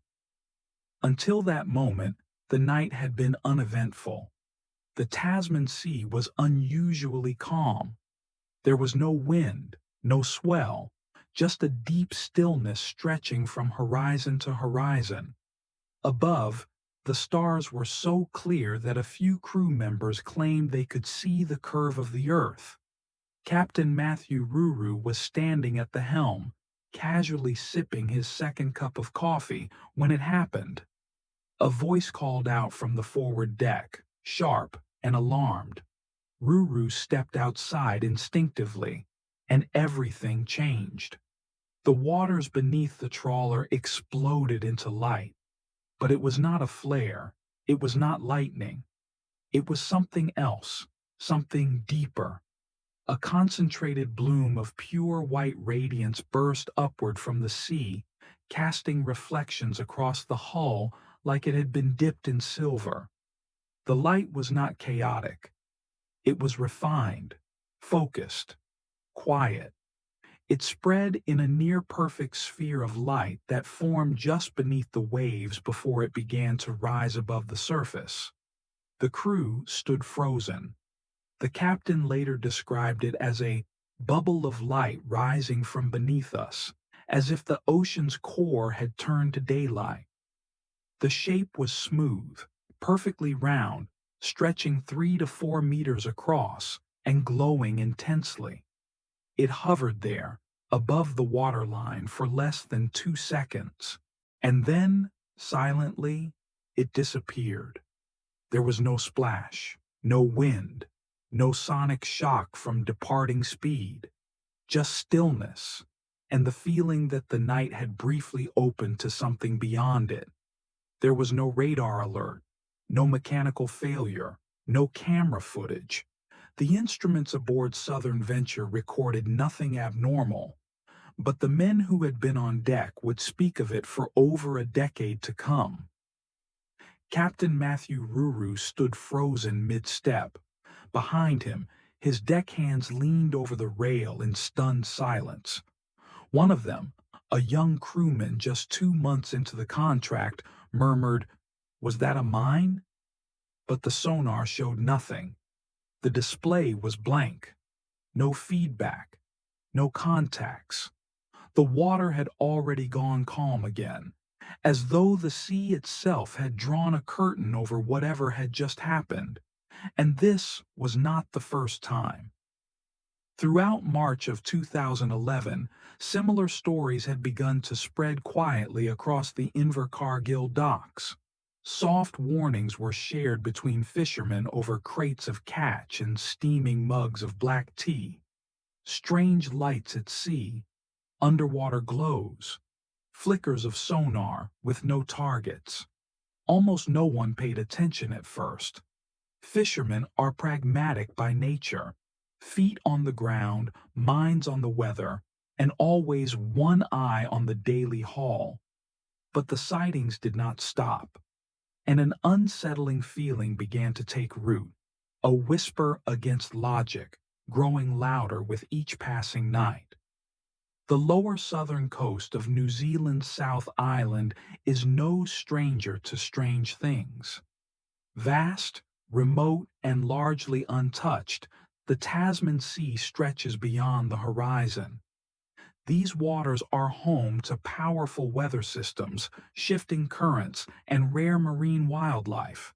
But what was appearing offshore in early 2011 was not weather, and it did not match anything seen in known marine biology. Reports began to stack up.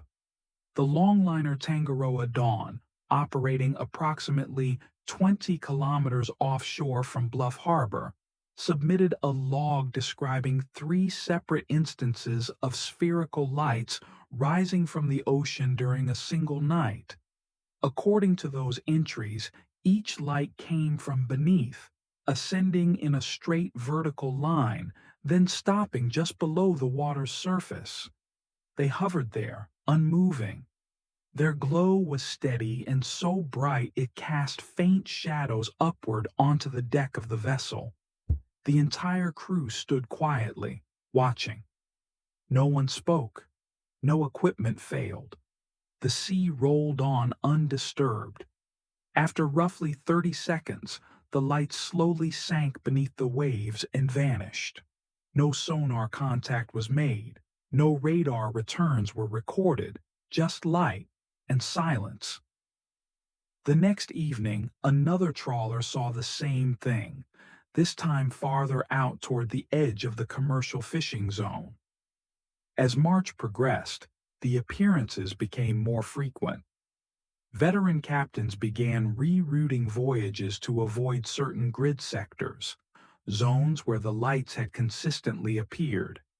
At least a few canceled their night runs altogether, unwilling to risk another encounter. Those who continued to work offshore noted strange effects, compasses drifting several degrees off course, brief lapses in radio communication, and, most concerning of all, a vague but overwhelming sense that something was watching them. They called it a presence, but none of that was enough to attract public attention. Not until what took place on the evening of March 23rd. That was the moment when the story could no longer be kept quiet. On the night of March 23rd, 3 vessels, the Southern Venture, the Tangaroa Dawn, and the Rebecca May, returned to port far earlier than schedule. All 3 crews had independently encountered multiple spherical lights beneath their ships, and all 3 had been operating in the same sector, roughly 38 kilometers offshore. Each captain made the rare and costly decision to abandon their hauls mid-fishing, leaving catch, netting, and gear still in the water. For commercial fishermen, that decision was massive. When questioned by port authorities at Bluff Harbor, their reasoning was unanimous: fear. Captain Ruru submitted a brief written statement. Its content was simple, but chilling. We saw the water light up beneath us, like moonlight, but not from above, coming from below. Not small spots, whole shapes, circular, not like torches or beams. They rose, stopped maybe 15 feet under the hull, motionless, for several seconds. No noise. Then they dropped again, vertically. My crew begged to leave. One of the boys cried. Fishermen are not known for being superstitious. They are trained to stay calm in extreme conditions. But something about these experiences had shaken these seasoned crews at their core. Word spread quickly through the coastal towns. Boats refused to depart at night. Maritime radio chatter grew silent. No one wanted to talk on record. Then, just days later, the government responded. The National Institute of Water and Atmospheric Research, NIWA, deployed one of its research vessels, the Aurelia, officially to conduct routine subsurface sampling near the coast. But internal records tell a different story. Classified mission briefings showed that the Aurelia had actually been tasked with investigating a series of unexplained underwater illumination events and possible sources of electromagnetic interference within the area of reported activity. The Aurelia arrived in the target sector on March 27th and remained offshore for 3 nights. Its onboard team conducted several operations: deep water sonar mapping, seafloor magnetometer surveys, real-time radiation monitoring using Geiger counters. At first, data came in clean. There were no signs of disturbance and no visible anomalies. Then, the instruments began returning strange readings. Across a 2-square-kilometer patch of seafloor, radiation levels fluctuated between 1.2 and 1.44 microsieverts per hour. While not immediately dangerous, these measurements were well above the expected background level for those coordinates in the Tasman Sea. There were no nuclear dumping records, no geologic events, and no recent naval activities logged in the region. Despite the unexplained data, NIWA's public report made no mention of radiation. But in 2016, a former technician who had served aboard the Aurelia anonymously leaked several internal documents. Among them were original mission logs. Pages 43 through 47, which had been missing from the official file, detailed a consistent radiation signature that appeared only between 1 and 3 a.m., recorded across multiple reference points between 1 and 3 kilometers apart. In addition to radiation spikes, the Aurelia's magnetometer recorded several low-frequency magnetic disturbances, short-lived shifts in magnetic orientation of up to 7 degrees. These realignments had no natural cause. There was no seismic activity, solar flare impact, or tectonic drift recorded during the period. The most significant reading occurred on March 29th at 2:04 a.m. It was during this same window that an event occurred which was never officially logged. One of the deckhands, whose name remains redacted in the revealed records, reported seeing a white orb under the waterline off the port side. According to his verbal testimony, the object was roughly the size of a small car. It hovered silently beneath the surface for almost exactly 1 minute. Then it vanished. No trail, no sound, no water movement. The lead science officer aboard dismissed the report with no further inspection. The sighting was omitted entirely from the final mission summary. As government silence continued, fishermen kept sharing their stories. Jason Tamati, a deckhand aboard the Rebecca May, described the lights as stars that did not belong in the sky. He said it was not just their brightness, it was their precision. They moved like they had minds, he explained.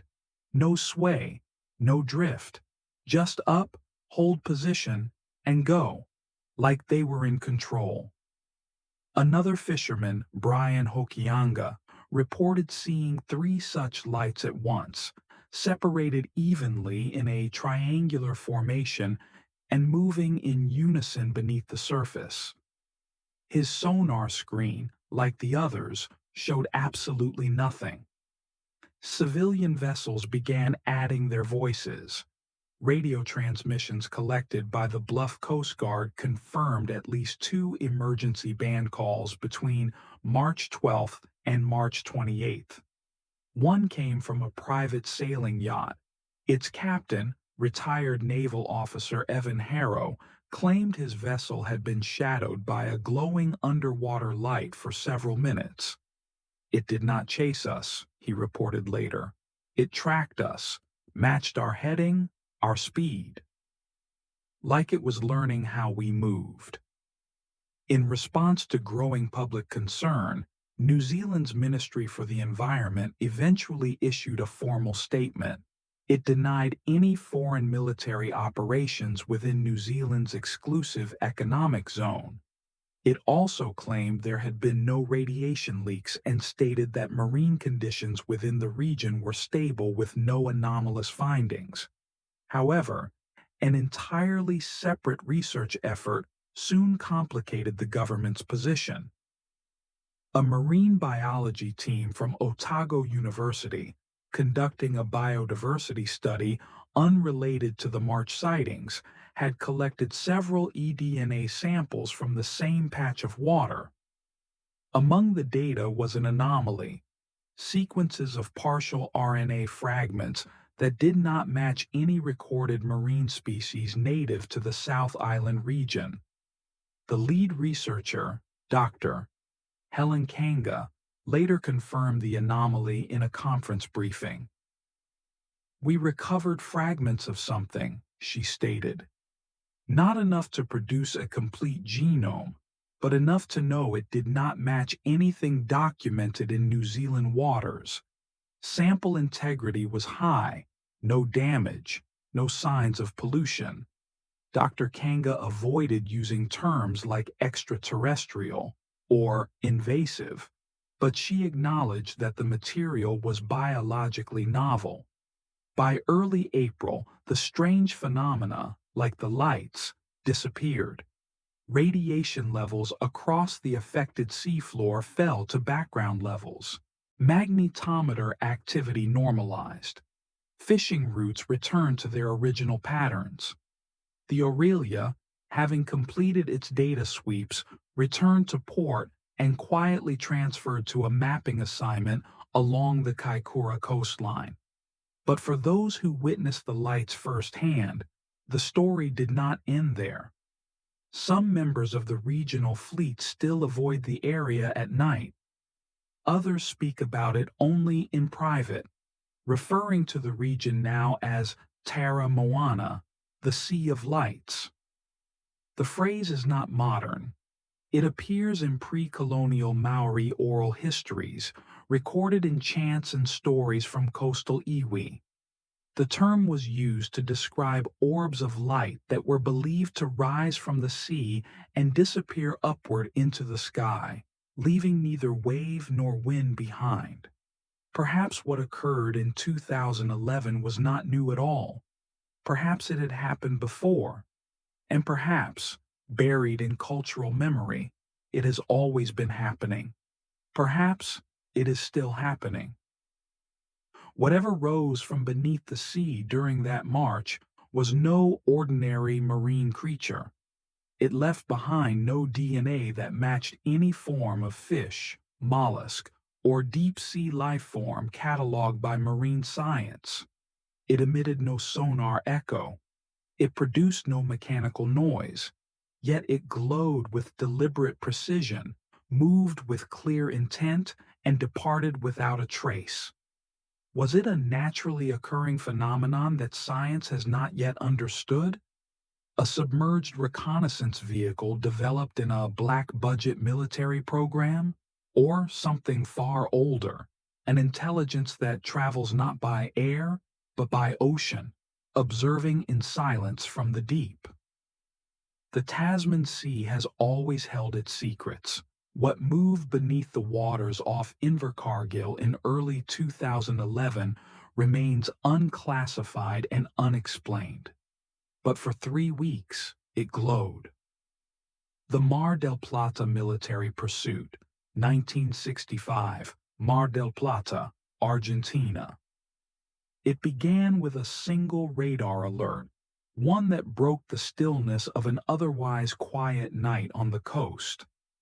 At exactly 2,216 hours on October 2, 1965, Suboficial Primero Luis Romero sat alone inside the softly humming radar control room at the Mar del Plata Naval Air Base in Argentina.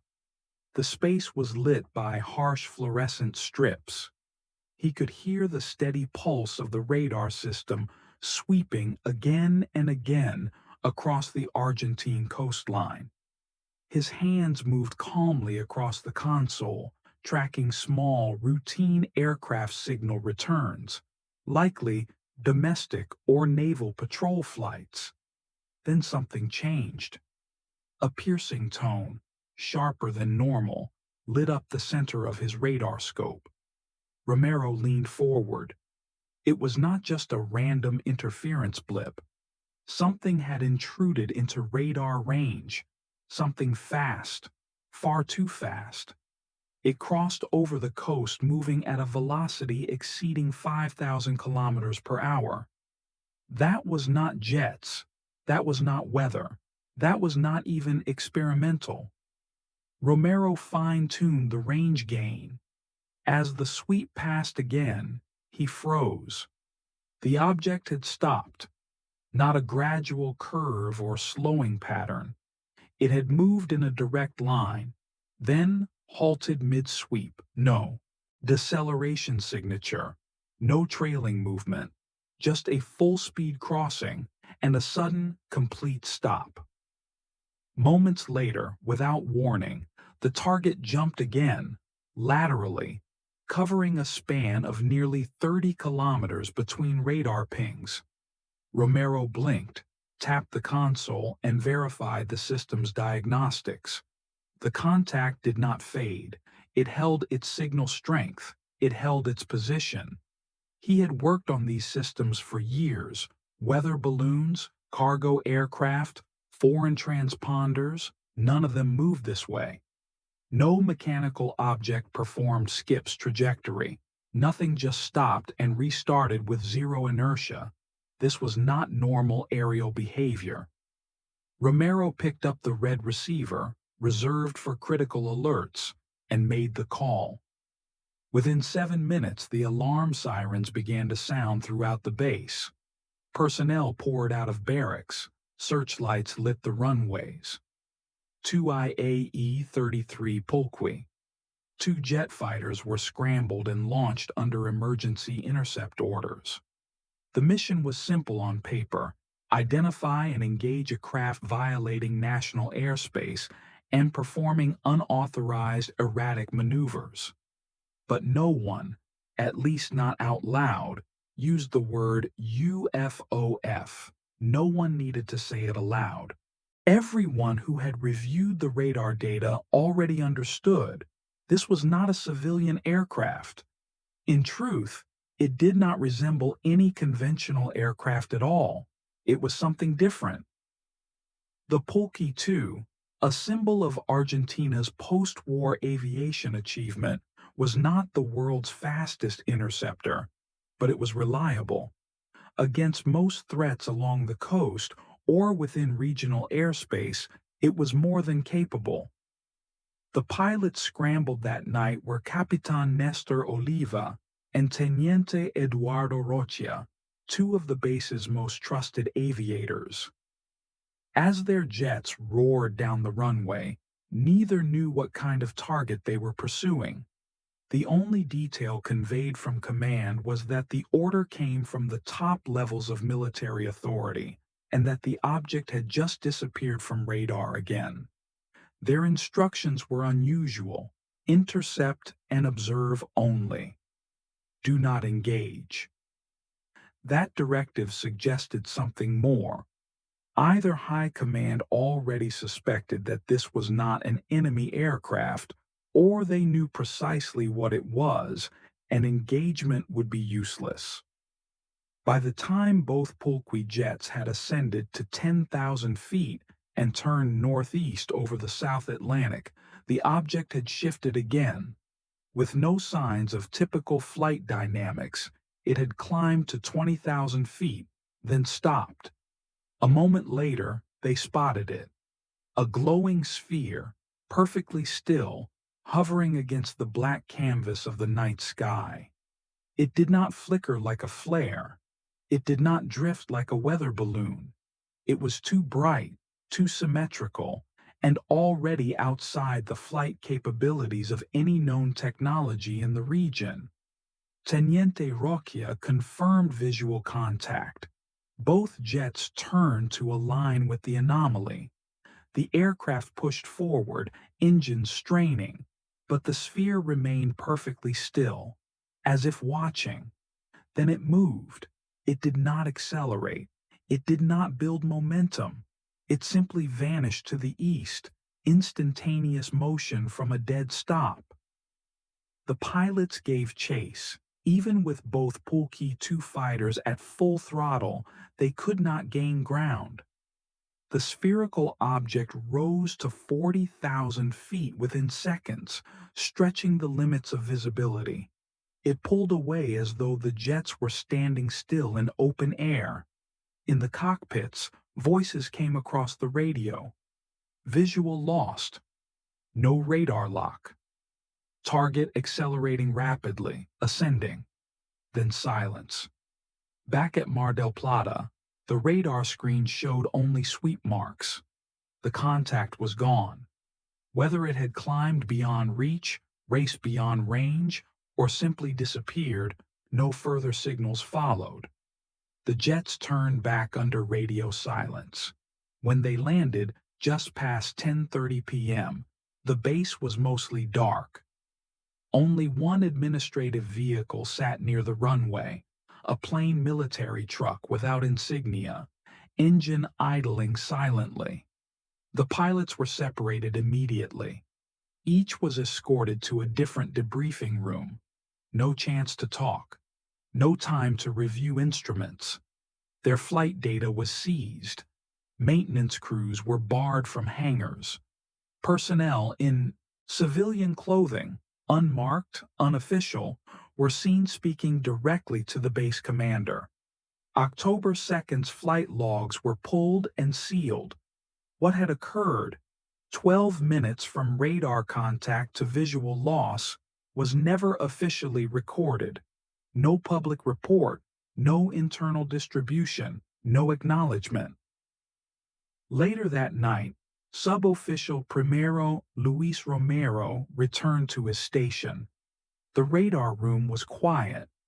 The routine hum of equipment remained, but something was missing. The radar tapes from his shift had been removed. They were gone. No explanation, no replacement, no instruction. It was not protocol. Word of the night's event moved through the base, not in reports, not through orders, but through silence. Rooms grew quiet when certain names were mentioned. Pilots kept their eyes lowered. Technicians said nothing. Everyone knew something had occurred, but no one dared to ask questions, and no one volunteered answers. Rumors spread rapidly, including a name whispered in admiring fear, La luz que no tocaba tierra, the light that never touched the earth. And then, the cover-up began. Lieutenant Julio Fernandez, a young administrative intelligence officer at the time, kept a handwritten journal during his years at Mar del Plata. In a 1998 recorded interview following his retirement, he revealed that 3 days after the intercept, a memo quietly circulated through the intelligence division. It ordered all references to the October 2nd incident to be refiled under non-standard training activity. The memo was stamped by Naval Intelligence and marked with a clearance grade usually assigned to foreign surveillance events or experimental weapons tests. Titles like that were rarely accidental. Its official subject line read, "Non-standard aerial encounter, Coastal Zone Tango 14." No one was to speak of it again. No written accounts, no internal conversations, no debriefing summaries. For almost 40 years, the Mar del Plata intercept faded beneath layers of deliberate silence. Until 2003.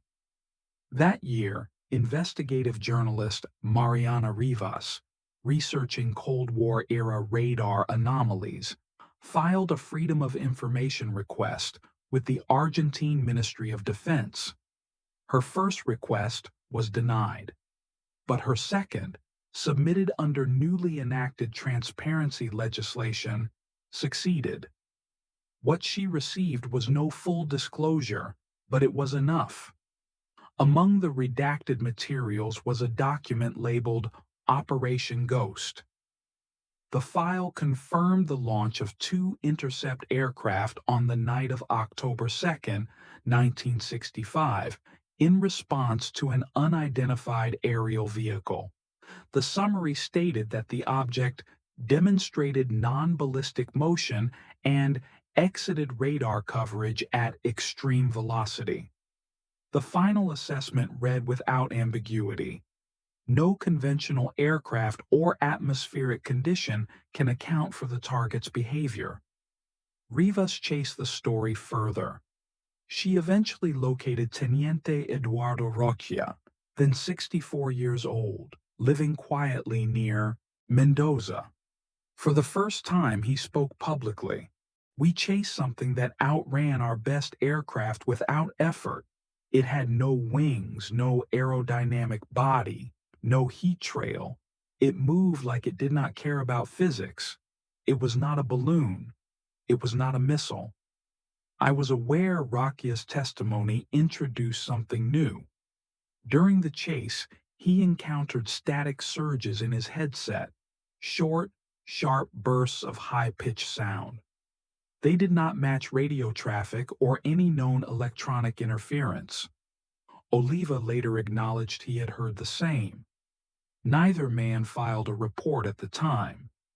Disclosing electromagnetic anomalies implied neurological strain and risked grounding. After their mission, both were instructed to classify the flight as null, a training sortie with no target, no interactions, and no incident. "It was not training," Roquia said. "It was surveillance, and we were the ones being watched." What continues to give the Mar del Plata incident weight is not only the clarity of testimony, but the corroboration from radar, rank, and record-keeping. They tried to bury it, but not everything stays buried. That same night, while the chase unfolded above the Argentine coast, civilian air traffic control in Buenos Aires logged an unknown aerial object at high altitude, moving eastward over the South Atlantic. The entry was brief, noted only as an unidentified fast-moving contact. Farther south, commercial pilots flying over Patagonia reported encrypted radio traffic crackling across the same restricted frequency band used by military intercept aircraft. At sea, local fishermen near the coastal town of Miramar described seeing a brilliant light drop suddenly from the night sky toward the ocean and then vanish. No sound, no impact, just light swallowed by water. And then, years later, came an international detail that shifted the context beyond Argentina's borders. In 1991, a former radar technician in the Chilean Air Force stationed in Punta Arenas shared a memory that had stayed with him for decades. He claimed to have tracked a low-signature object heading east over open ocean at speeds above 7,000 kilometers per hour. He reported it to his commanding officer at the time. Nothing came of the sighting, but years afterward, He described the object's movement to a Chilean aviation historian: straight, silent, deliberate.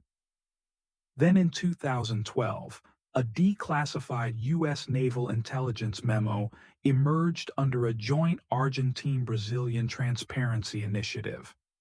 Dated November 1965, just 1 month after the Mar del Plata event, the memo included a brief but compelling line: "Recent aerial phenomenon over Mar del Plata may warrant attention from North Atlantic Defense Analysis." That single sentence confirmed what many researchers had long suspected. The United States knew. They were watching too, possibly tracking it, possibly aware of the patterns. Which raises the enduring question: if it was not ours or theirs, then what was it? Skeptics suggest a high-altitude weather anomaly, a drifting balloon misread by radar, or perhaps a passing satellite. But trained military pilots are not scrambled to intercept drifting weather balloons at 10 p.m., and radar technicians do not send red alerts over floating debris moving at supersonic speed, hovering at will, or jumping laterally across 30 kilometers in under a second. Some argue theoretical aircraft, experimental American or Soviet platforms decades ahead of known capabilities.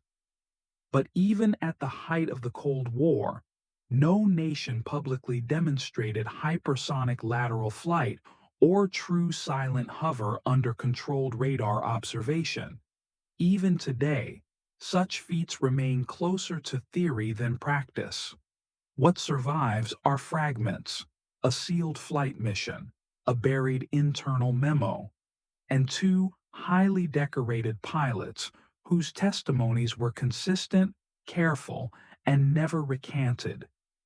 Both men described an object that defied everything they had been trained to engage. Radar records confirmed maneuvers that contradicted known laws of motion and lift, and an object that disappeared, not by climbing off scope, but by seeming to simply end. Capitan Nestor Oliva, one of the last direct witnesses, passed away in 2017. His final recorded interview took place shortly before his death. When asked what he believed the object to be, he paused before speaking. His answer was slow but certain: not a threat, not human, not ours. We chased it, and it led us. What occurred on October 2nd, 1965, over coastal Argentina remains one of the most documented yet deliberately minimized aerial encounters of the Cold War era. A brief moment when sovereign airspace, radar security, and technological supremacy bent to something faster, smarter, and unacknowledged. Why suppress and intercept? An event seen on multiple radars, confirmed by elite pilots, supported by civilian witnesses, and hinted at in foreign military archives. We may never hear an official answer. But that night in Mar del Plata, something came, and it left the military chasing in silence. Sometimes truth is not denied because it is unbelievable. It is denied because if accepted, it would demand rewriting far more than flight logs. It would mean acknowledging we are not alone in the skies. The Kashgar Object, 1983, Xinjiang, Province, Western China. It began as a solitary, silent dot, unmoving, featureless, gliding across a radar screen already dusty with routine. The clock at Kashgar Air Defense Command ticked past 0013 hours on August 3, 1983. Junior radar operator Liu Jun blinked, wiped the phosphor screen, and leaned forward. Most nights offered nothing: wide-open sweeps over empty sky, scanning the desolate Pamir foothills bordering the Soviet frontier. But this was not normal. The object did not blink. It did not echo with turbulence. It lacked a trailing signature consistent with a transponder, and it made no thermal appearance on auxiliary monitors. It had simply appeared, moving eastward with impossible precision, like a scalpel through paper. No sonic boom, no acoustic signature, no optical confirmation through the scope, just a lock. Liu turned to his supervisor, who had already reached for the red comm line. This was restricted airspace, a high-risk corridor where any unannounced entry was presumed hostile. Balloons and birds did not fly straight at Mach zero point 0.9. 6 minutes later, the scramble alarm sounded. Within moments, jet engines roared from runways across western China. Two interceptors, Shenyang J-6 fighters, were launched from a forward mountain airbase at 0019 hours. Pilots Major Wei Ren and Lieutenant Zhou Ji received direct guidance from ground operators. Their mission: intercept and observe the unidentified object. Tracking placed the unknown at 11,000 meters altitude, moving just below supersonic. But as the fighters approached, that changed. In just 30 seconds, the object climbed to 20,000 meters. "What climbs that fast?" Wei said over open comms. "That is not an aircraft." Even more alarming, there was no visual contact, only radar. Then that too disappeared. For 10 full seconds, both jets lost all radar and signal lock. Zhou's control panel went completely dark. His instruments blacked out. His headset emitted high-frequency static bursts without source. When his systems rebooted, the contact was gone, not diminished, but displaced. It reappeared 90 kilometers east instantly. There was no catching it now. The intercept was over. The object had outrun and outmaneuvered the J-6s with ease. It had achieved climbs, velocities, and motion profiles no aircraft was certified to perform. For 14 more minutes, the radar signature continued east until vanishing over the Kunlun Mountains just past 1 a.m. Back at command, shock turned to panic. An emergency session was called at Urumqi's regional military headquarters.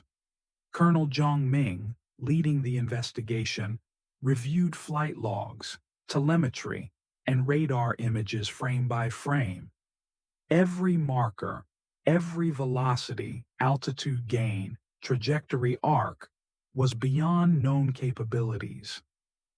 Jiang drafted a report to the Central Military Commission in Beijing, urging central review. But the language was clinical, carefully written to avoid triggering political escalation or international scrutiny. The words extraterrestrial or UFO were carefully avoided.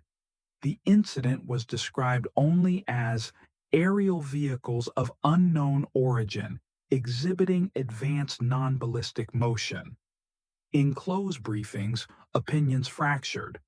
Some blamed classified American reconnaissance drones, possibly SR-71 Blackbird variants.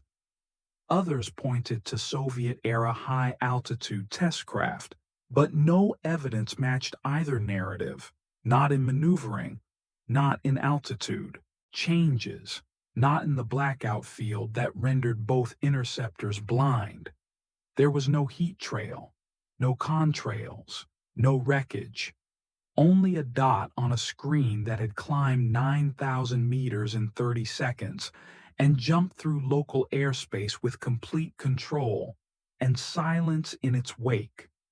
Officially, the Kashgar object was buried in internal archives, erased from pilot records, and never acknowledged again. No press bulletin, no academic study, no logging in aerospace intelligence shared with allies. But Liu Jun never forgot the screen. Major Wei Ren never forgot the static, and neither ever flew the same sky again. Internal analysts quickly dismissed both American and Soviet origin theories. The object had no jet signature, no sonic boom, no thermal wake. Its movements defied everything about fixed-wing dynamics. It hovered, reversed course mid-trajectory, and ascended with accelerations beyond the reach of any known propulsion system.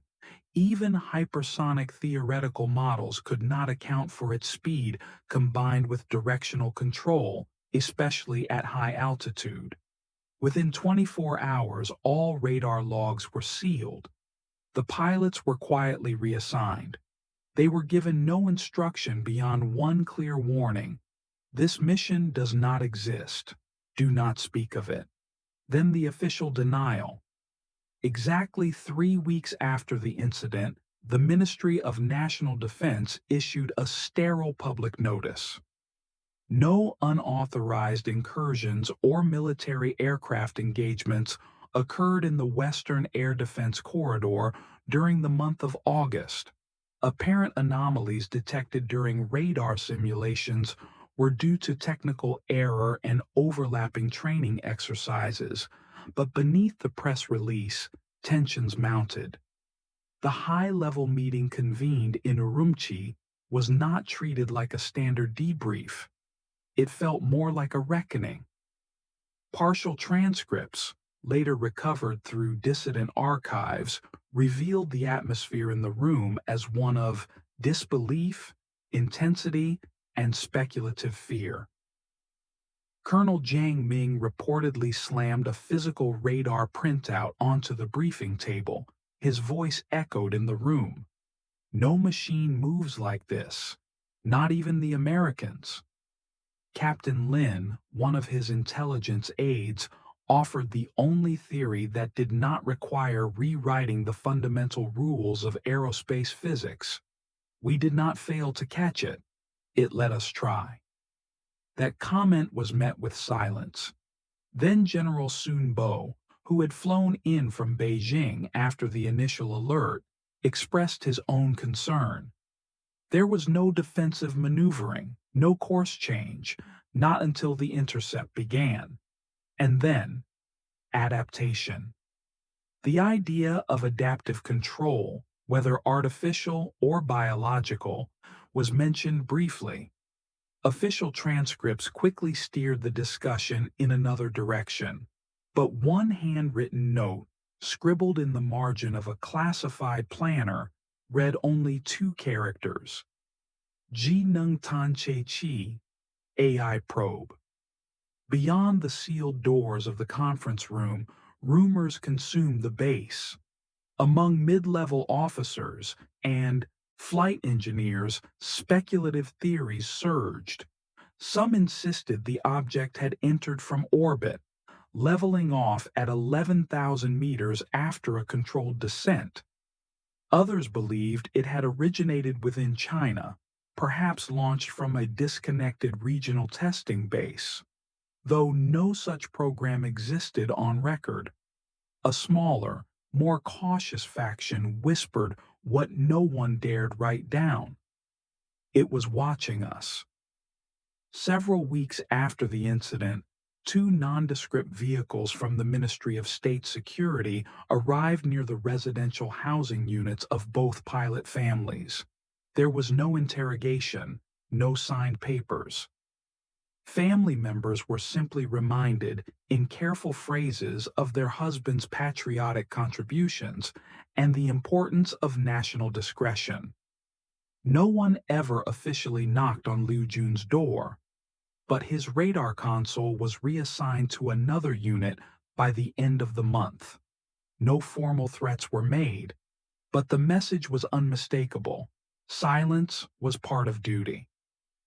In the weeks that followed the intercept, both pilots were reassigned.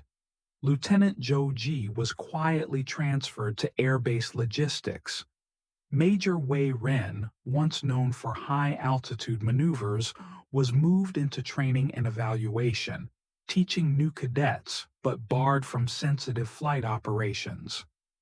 Neither was ever debriefed publicly. Neither spoke of it aloud. And yet, in later interviews with relatives, both men reportedly referred to what they encountered that night with a careful mixture of awe and quiet discomfort. One family member recalled the pilots describing the object not as a craft at all. They said it felt like a presence, something that moved before we could. Something is already ahead. As new technologies emerged, so did attempts to replicate the object's behavior. In the early 2000s, Chinese aerospace modeling teams began simulating what propulsion or glide systems could mimic the object's performance. None succeeded. Even variable thrust scramjet models, reactionless field drives, and atmospheric skip gliders failed basic simulation when asked to reproduce its instantaneous lateral maneuvers or its complete radar invisibility during blackout. Later, in 2010, a PLA internal defense paper outlined a transatmospheric glider concept featuring suppositional plasma shielding. Even in theory, it could not explain how the object vanished from signal lock for 10 full seconds, or reappeared 90 kilometers east without transit motion. Then came satellite data. In 2022, a retired French satellite imagery analyst reviewing declassified legacy captures noted heat signatures spiking in the Pamir Mountains on August 3, 1983.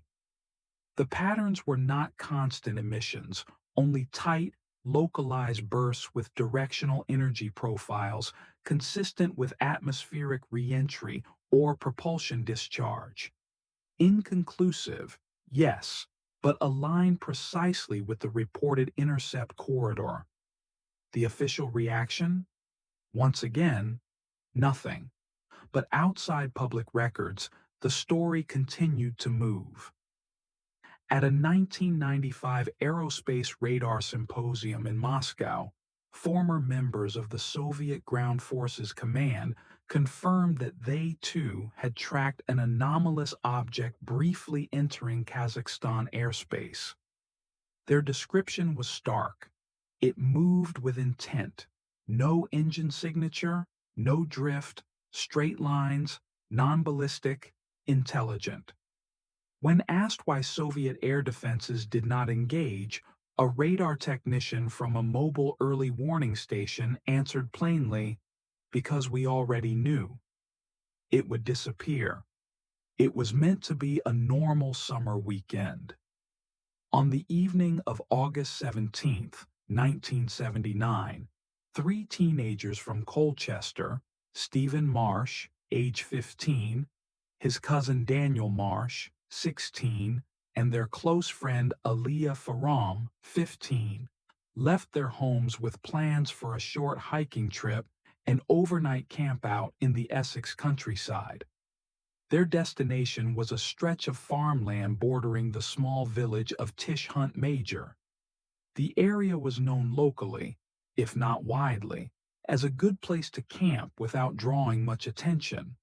The land was privately owned but unused, pocked with overgrown hedgerows, and lined with the crumbling ruins of World War II pillboxes that had not been touched in over 30 years. Stephen's older brother had gone out there years before and recommended the location for its near-complete isolation and dark, uninterrupted view of the sky. It was not a tourist patch or a conservation site, merely space. A corner of England that time had been ignored. The trio arrived just before 7 p.m., having taken a bus to the village and walked the remaining distance on foot along a fading tractor path. They crossed a collapsed irrigation ditch, moved past a rusted boundary gate, and settled on a gentle slope overlooking a cluster of ash trees. No roads, no houses, no other campers. There was nothing but soil, fog, and the slow, unshaped wind of early autumn. By 7:45, their tent was up. Aaliyah brought a basic film camera, Daniel carried a third-hand shortwave radio, and Stephen, the most prepared of them, packed a heavy satchel with a torch, two old compasses, and a weather-worn copy of the Observer's Book of Astronomy. They cooked basic food, sausages, store-bought rolls, and dried apples, over a portable camping stove, ate while watching the clouds shift into twilight, and tuned the radio for nearby broadcasts. Only static came through. The light faded slowly. By 9:30 p.m., all three were lying on their backs, staring upward, trying to identify constellations. Daniel's radio continued to emit quiet snow. No one minded. Nobody expected anything more. Then, at 9:40, the silence was broken. Aaliyah sat up first, then leaned toward the far edge of the field and pointed. "Do you see that?" The two boys turned to follow her finger. Across the distant tree line, perhaps 300 meters downhill, a dim but focused glow had emerged, low to the horizon, just above the upper branches. It was not the color of a car headlight or a torch, and it was not moving like anything they had seen. It pulsed faintly, not flickering, pulsing. One steady beat, off. Another, on. Stephen stood and reached for the torch, but paused before switching it on. "It is not lightning," Daniel offered, already kneeling. "No sound," Aaliyah added. And she was right. There was no distant rattle, no engines overhead, no hum from utility lines. The silence had not returned. It had deepened, settling over them now like a wall of thick wool. Stephen raised the compass. The needle shook. Not spun, not cracked, shook. Something was close or coming closer. Then the light moved, not toward them, but upward.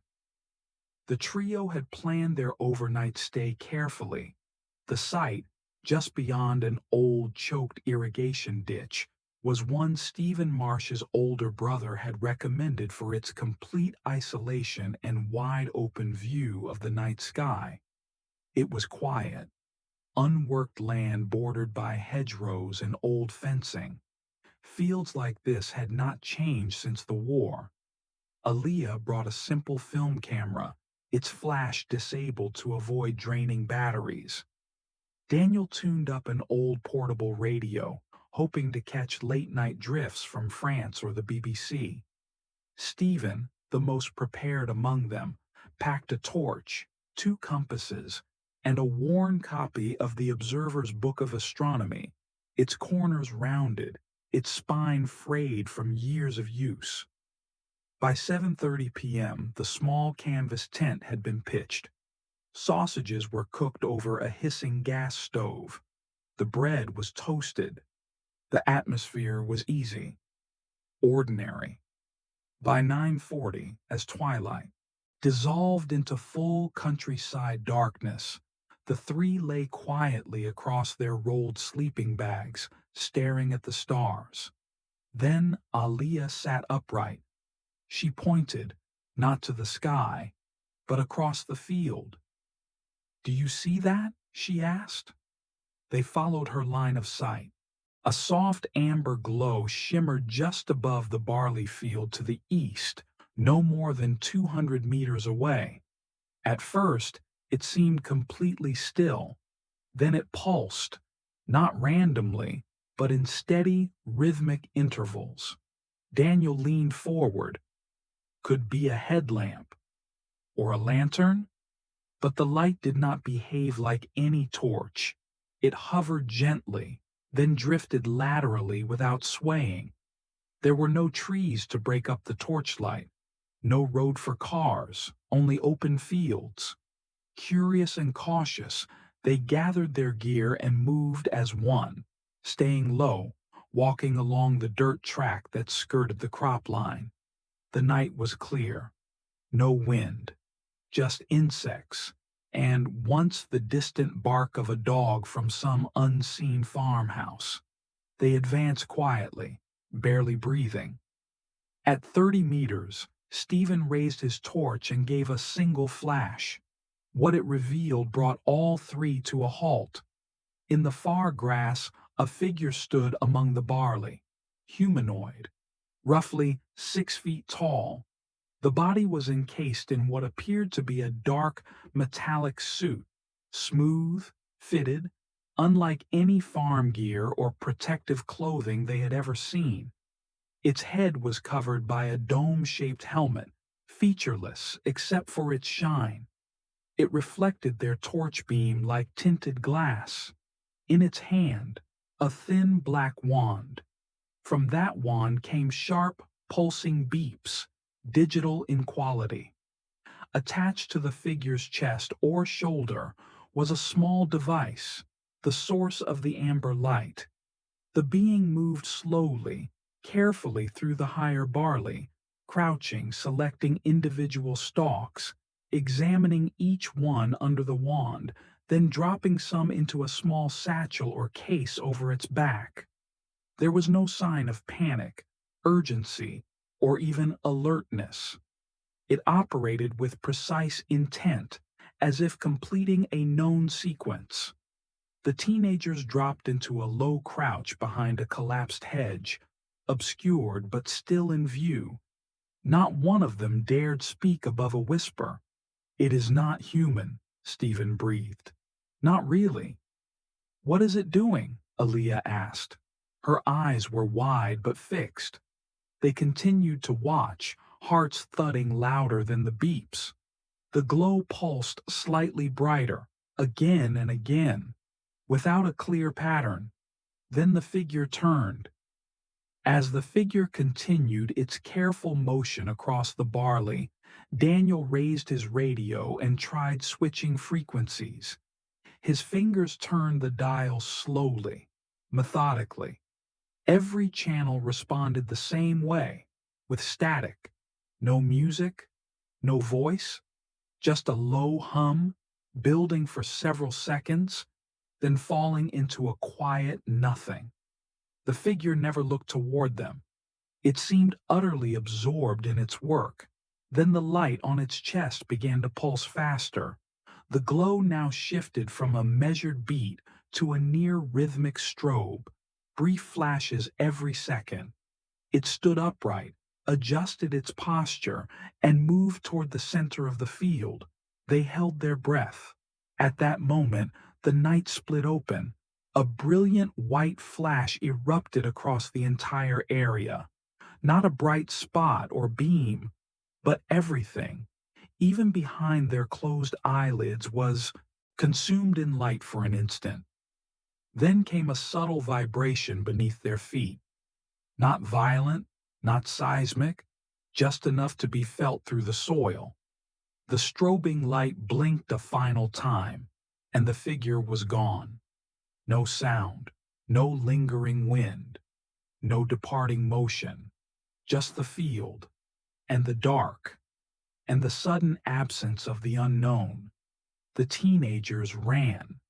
They followed their torch beam by instinct, reaching the village near 10:45 p.m., their lungs burning. They arrived at the Tish Hunt Major Police Station and reported everything. Constable Malcolm Rudd was on duty. He took their statements carefully. All three described the same figure, the same object, the same motion patterns. Each mentioned the wand, the light, the glow, and the methodical collection of plants. Intrigued and slightly concerned, Rudd agreed to accompany them. They reached the field just after midnight. What he observed gave him pause. In the exact spot where the teens had indicated, within the barley, was a flattened circular pattern, roughly 10 feet in diameter. The barley lay flattened in a tight spiral, uniform in pressure, none of it crushed at irregular angles or trampled by human feet. At the center of the circle were three square-shaped gaps in the crop. The plants had not been broken or crushed. They were simply gone, cleanly removed from root to stem, as though by surgical process. There were no boot prints, no animal path, no torn roots or soil disturbance. Rudd took 5 Polaroid photographs. Back at the station, he filed an incident report under unexplained activity rural area. The report was logged, but never formally investigated further. As for evidence, only one photo survived. Aaliyah, before the flash, had taken a single image in low light. The photo, when developed, displayed a silhouetted figure, blurry, obscured by motion and glare, but undeniably standing among the barley with a glow emitting from its upper body. The photo was dismissed as inconclusive, blurred by movement and underexposed. But Aaliyah kept it. She also kept drawings, notes, and a rough timeline of events. In the days that followed, other anomalies emerged. Daniel's radio never functioned again. The antenna had burned out internally, despite no external damage.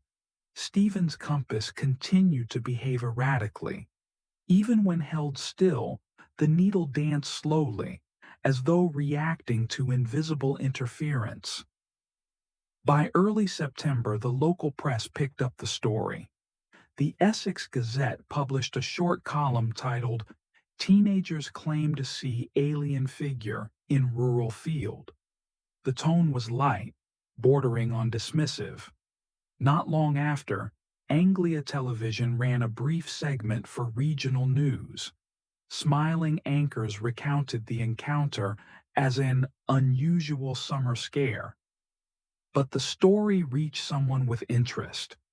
Ruth Elms, a university researcher completing her postgraduate degree in folklore and UFO witness reliability at the University of Kent, had been gathering close encounter reports across the UK since the mid-1970s.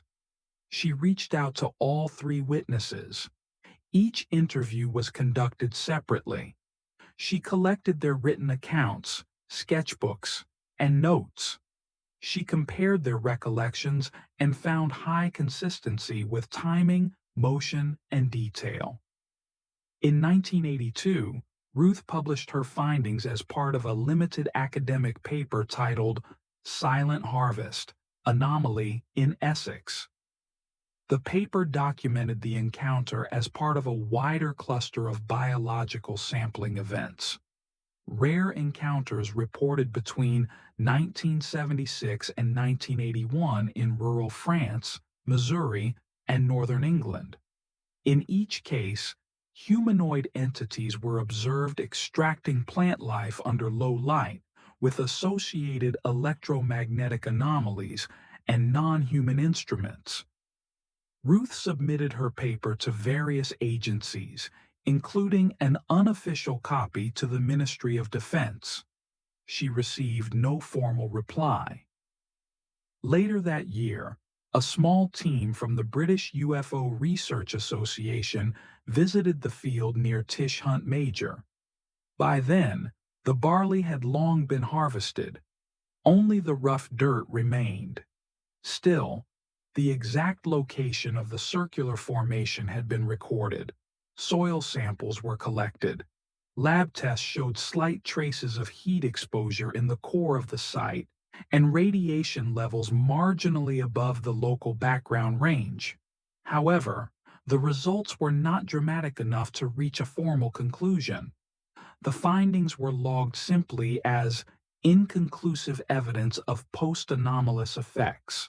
Through the 1980s and into the 1990s, the Essex case developed a minor reputation in fringe investigation circles.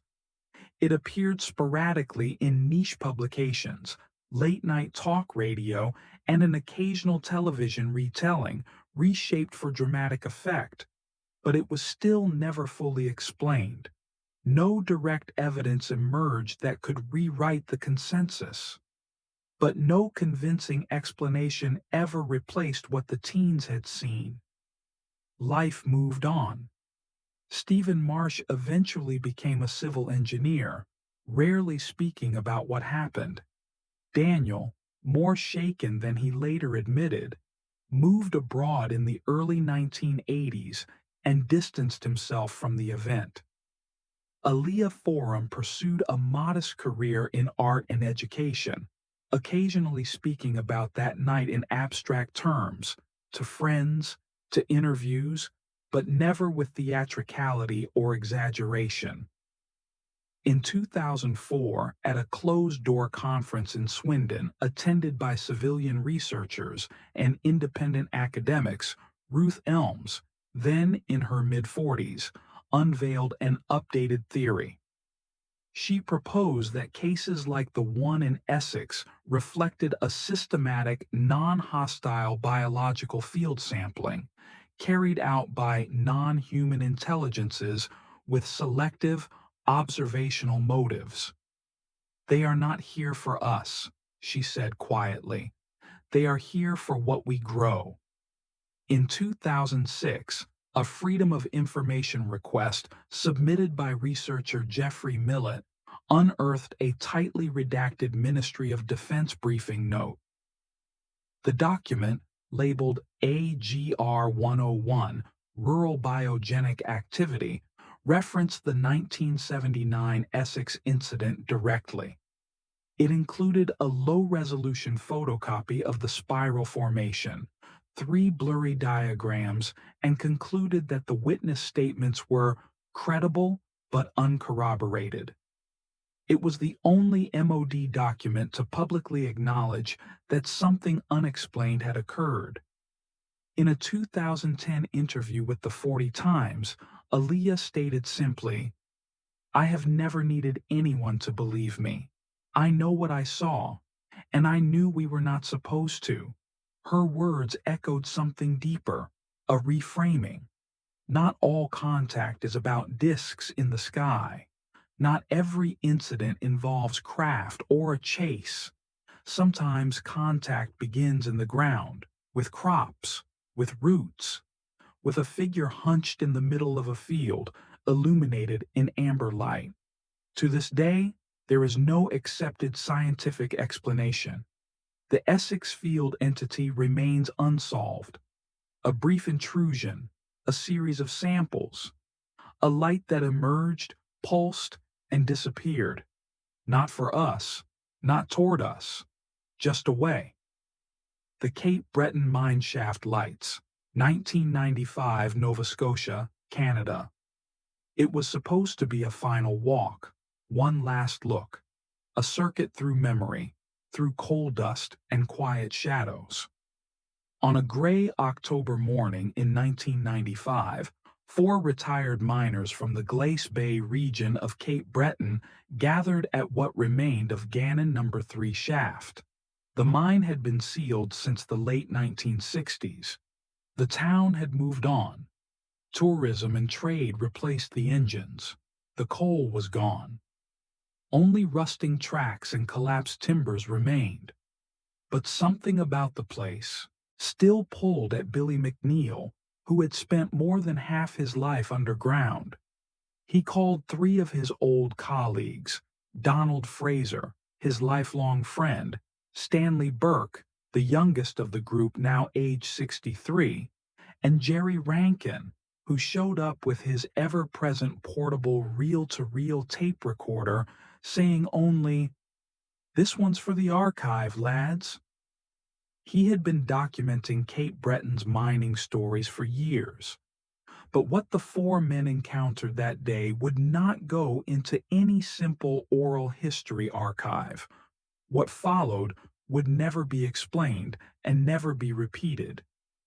Before stepping foot into the ruined shaft, he spent a full week consulting maps from the Dominion Steel and Coal Corporation archives, matching them to municipal records.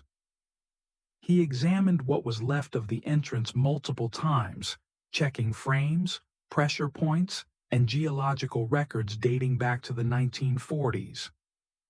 The Gannon Number 3 shaft, like much of Glace Bay's mining history, had been sealed, at least officially, since the late 1960s.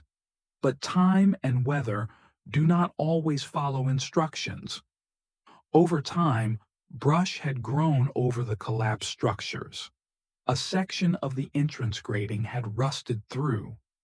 They found an opening, narrow but stable, that led to a downward grade just wide enough for a controlled descent. Billy ran rope. The others trusted his judgment. They arrived with more than memory and boots. Each man came equipped with headlamps, oxygen meters, first aid kits, flare gun, and a pair of industrial compasses, gear familiar from their working years. At 10:12 a.m. they entered. The air changed instantly. Above, the wind stirred sparse birch and pine, but below, there was only stillness. A scent hit them at once. Coal, mold, moisture, rust, and something else. Something chemical, sterile, faintly antiseptic, as though the mine had been scrubbed. Their boots landed soft on gravel and coal dust. The old track lines remained, warped but real. "Feels like stepping into a time capsule," Jerry whispered, adjusting his reel-to-reel recorder. His voice echoed in the narrow shaft. They followed the main corridor for almost half an hour. Then came a fork. Billy made a silent nod, then motioned left, toward an unused working tunnel bypassed since the 1950s. He had insisted this was their best path. One of the collapse zones mentioned in old inspection records lay directly below. The stone walls grew closer. Sweating began. Stanley wiped his forehead. "Should be colder down here," he said. "This makes no sense." Then Donald Fraser stopped walking. He raised his compass. The needle was spinning. "You seeing this?" he said sharply. Jerry checked his own. Same result. The needle swirled in slow, lazy orbits as though uninterested in north. Billy frowned, pulled out the map, and made a mark. Then the ground beneath their boots pulsed. Not a sound, a sensation. It had shape. A slow, subtle rhythm, like a heartbeat working its way through the bones of the mine itself.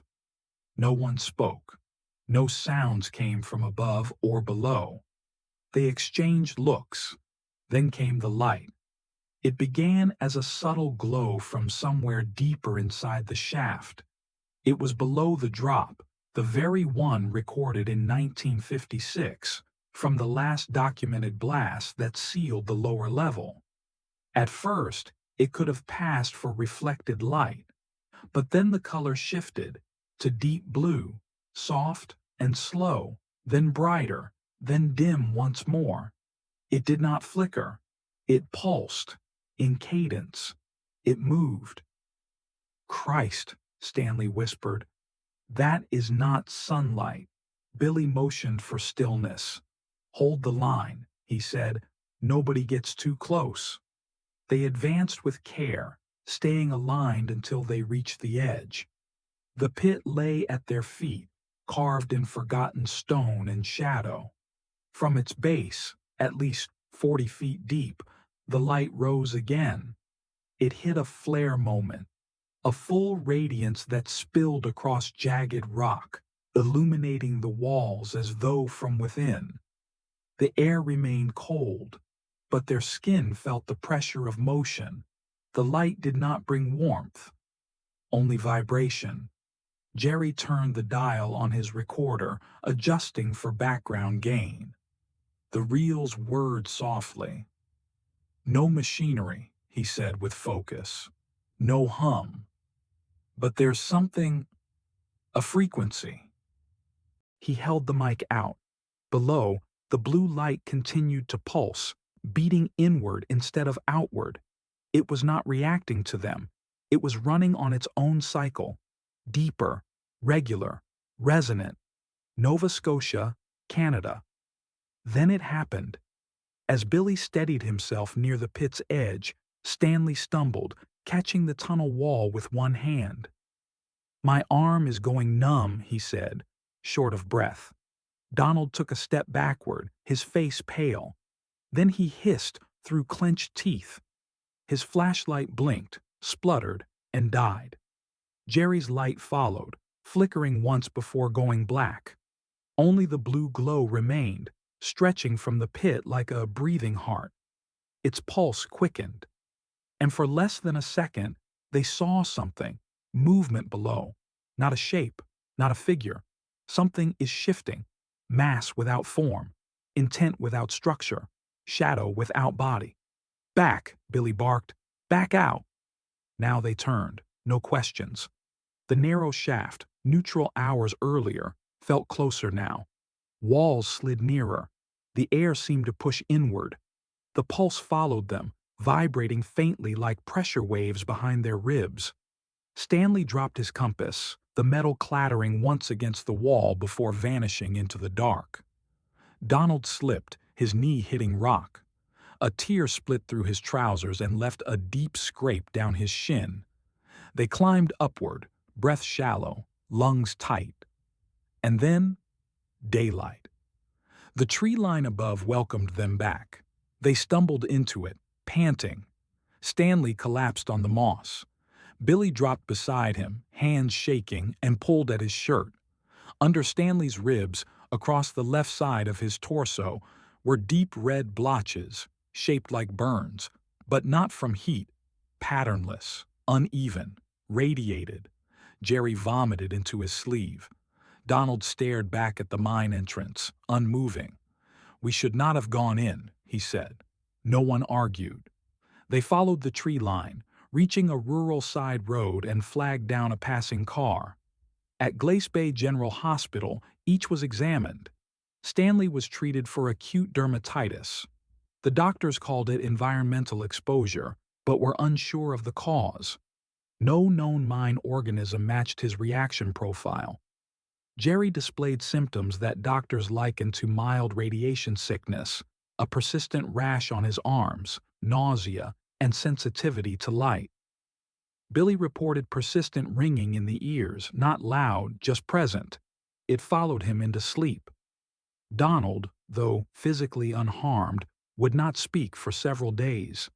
His wife later told Billy, "It was as if the mine followed him out." A week later, Billy played back Jerry's recording. It began normally. Boots on gravel, jokes exchanged, rope clicks, equipment, breath. He advanced the tape toward the time they encountered the light. That was when the normal audio stopped. No static, no distortion, just a single low-frequency tone, smooth, even. It held for several minutes. No breaks, no mechanical clicks. Only that note, as though the air itself had flattened into one long, undisturbed vibration. Their compasses, too, were unreadable. Stanley's was found crushed inward, the needle fused in place. Others refused to orient, drifting even when held still. Billy sent one to a geophysicist at St. Francis Xavier University. The analysis was brief but precise, subjected to intense, short-duration exposure to localized magnetic compression.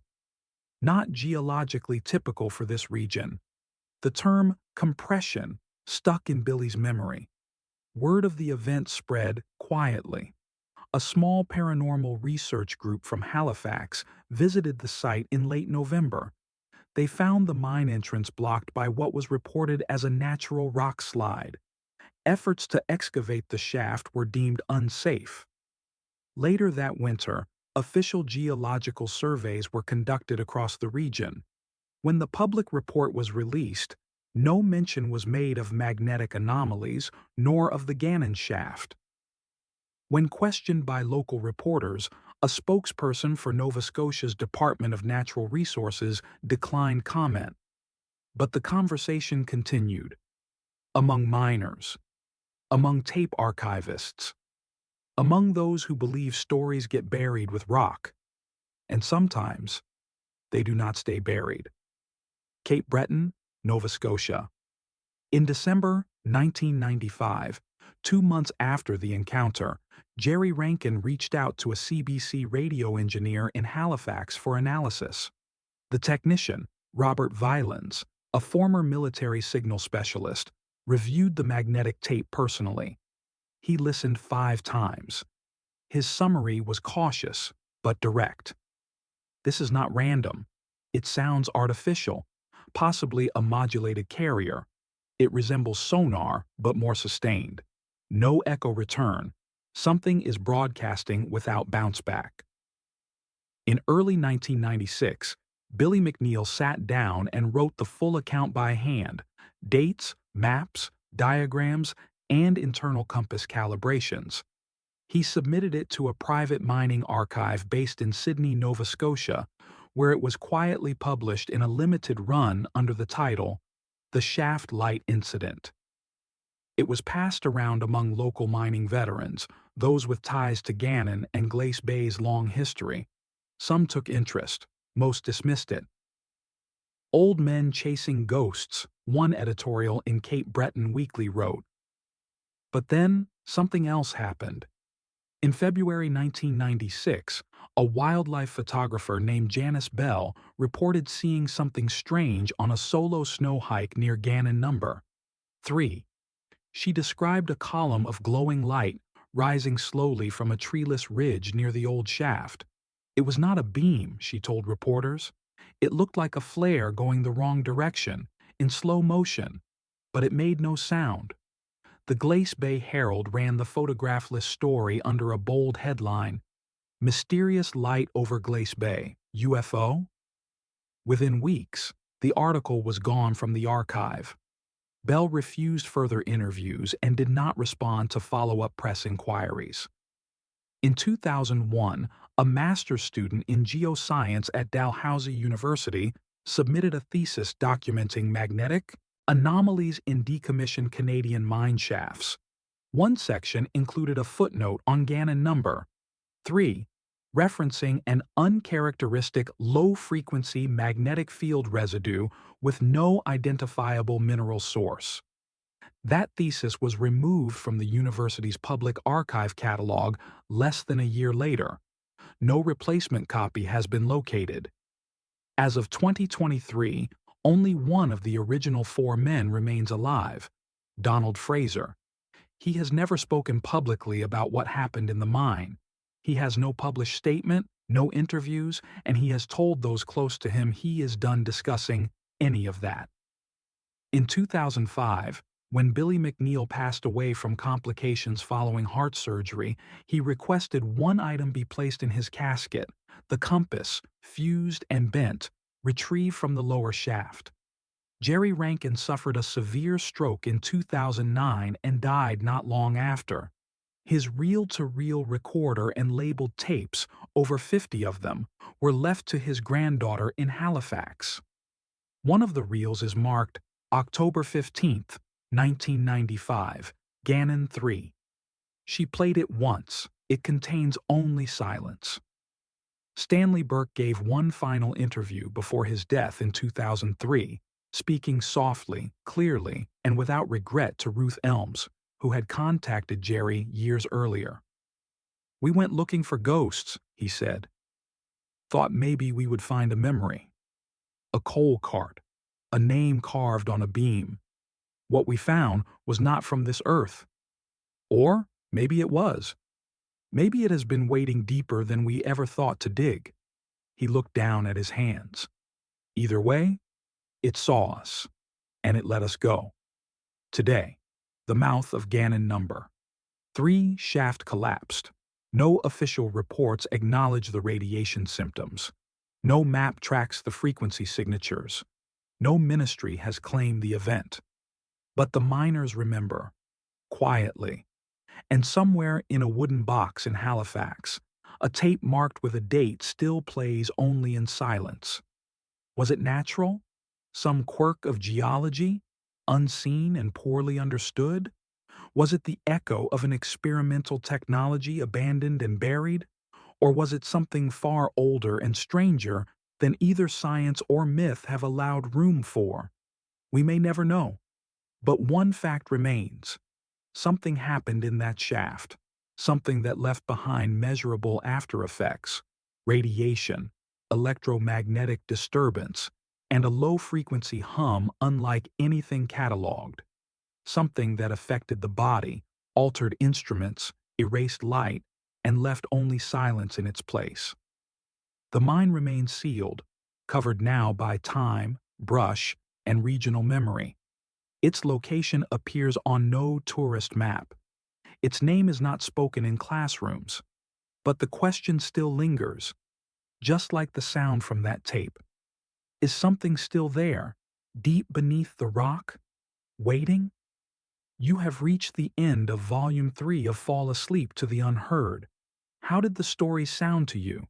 Did they spark your curiosity? Did they leave you a little unsettled? Or did they simply slip into your dreams like frequencies too low to hear? Some stories may vanish by morning, others may follow you, quietly. When you wake, tell us, which story stayed with you? Until next time, sleep well, dream often,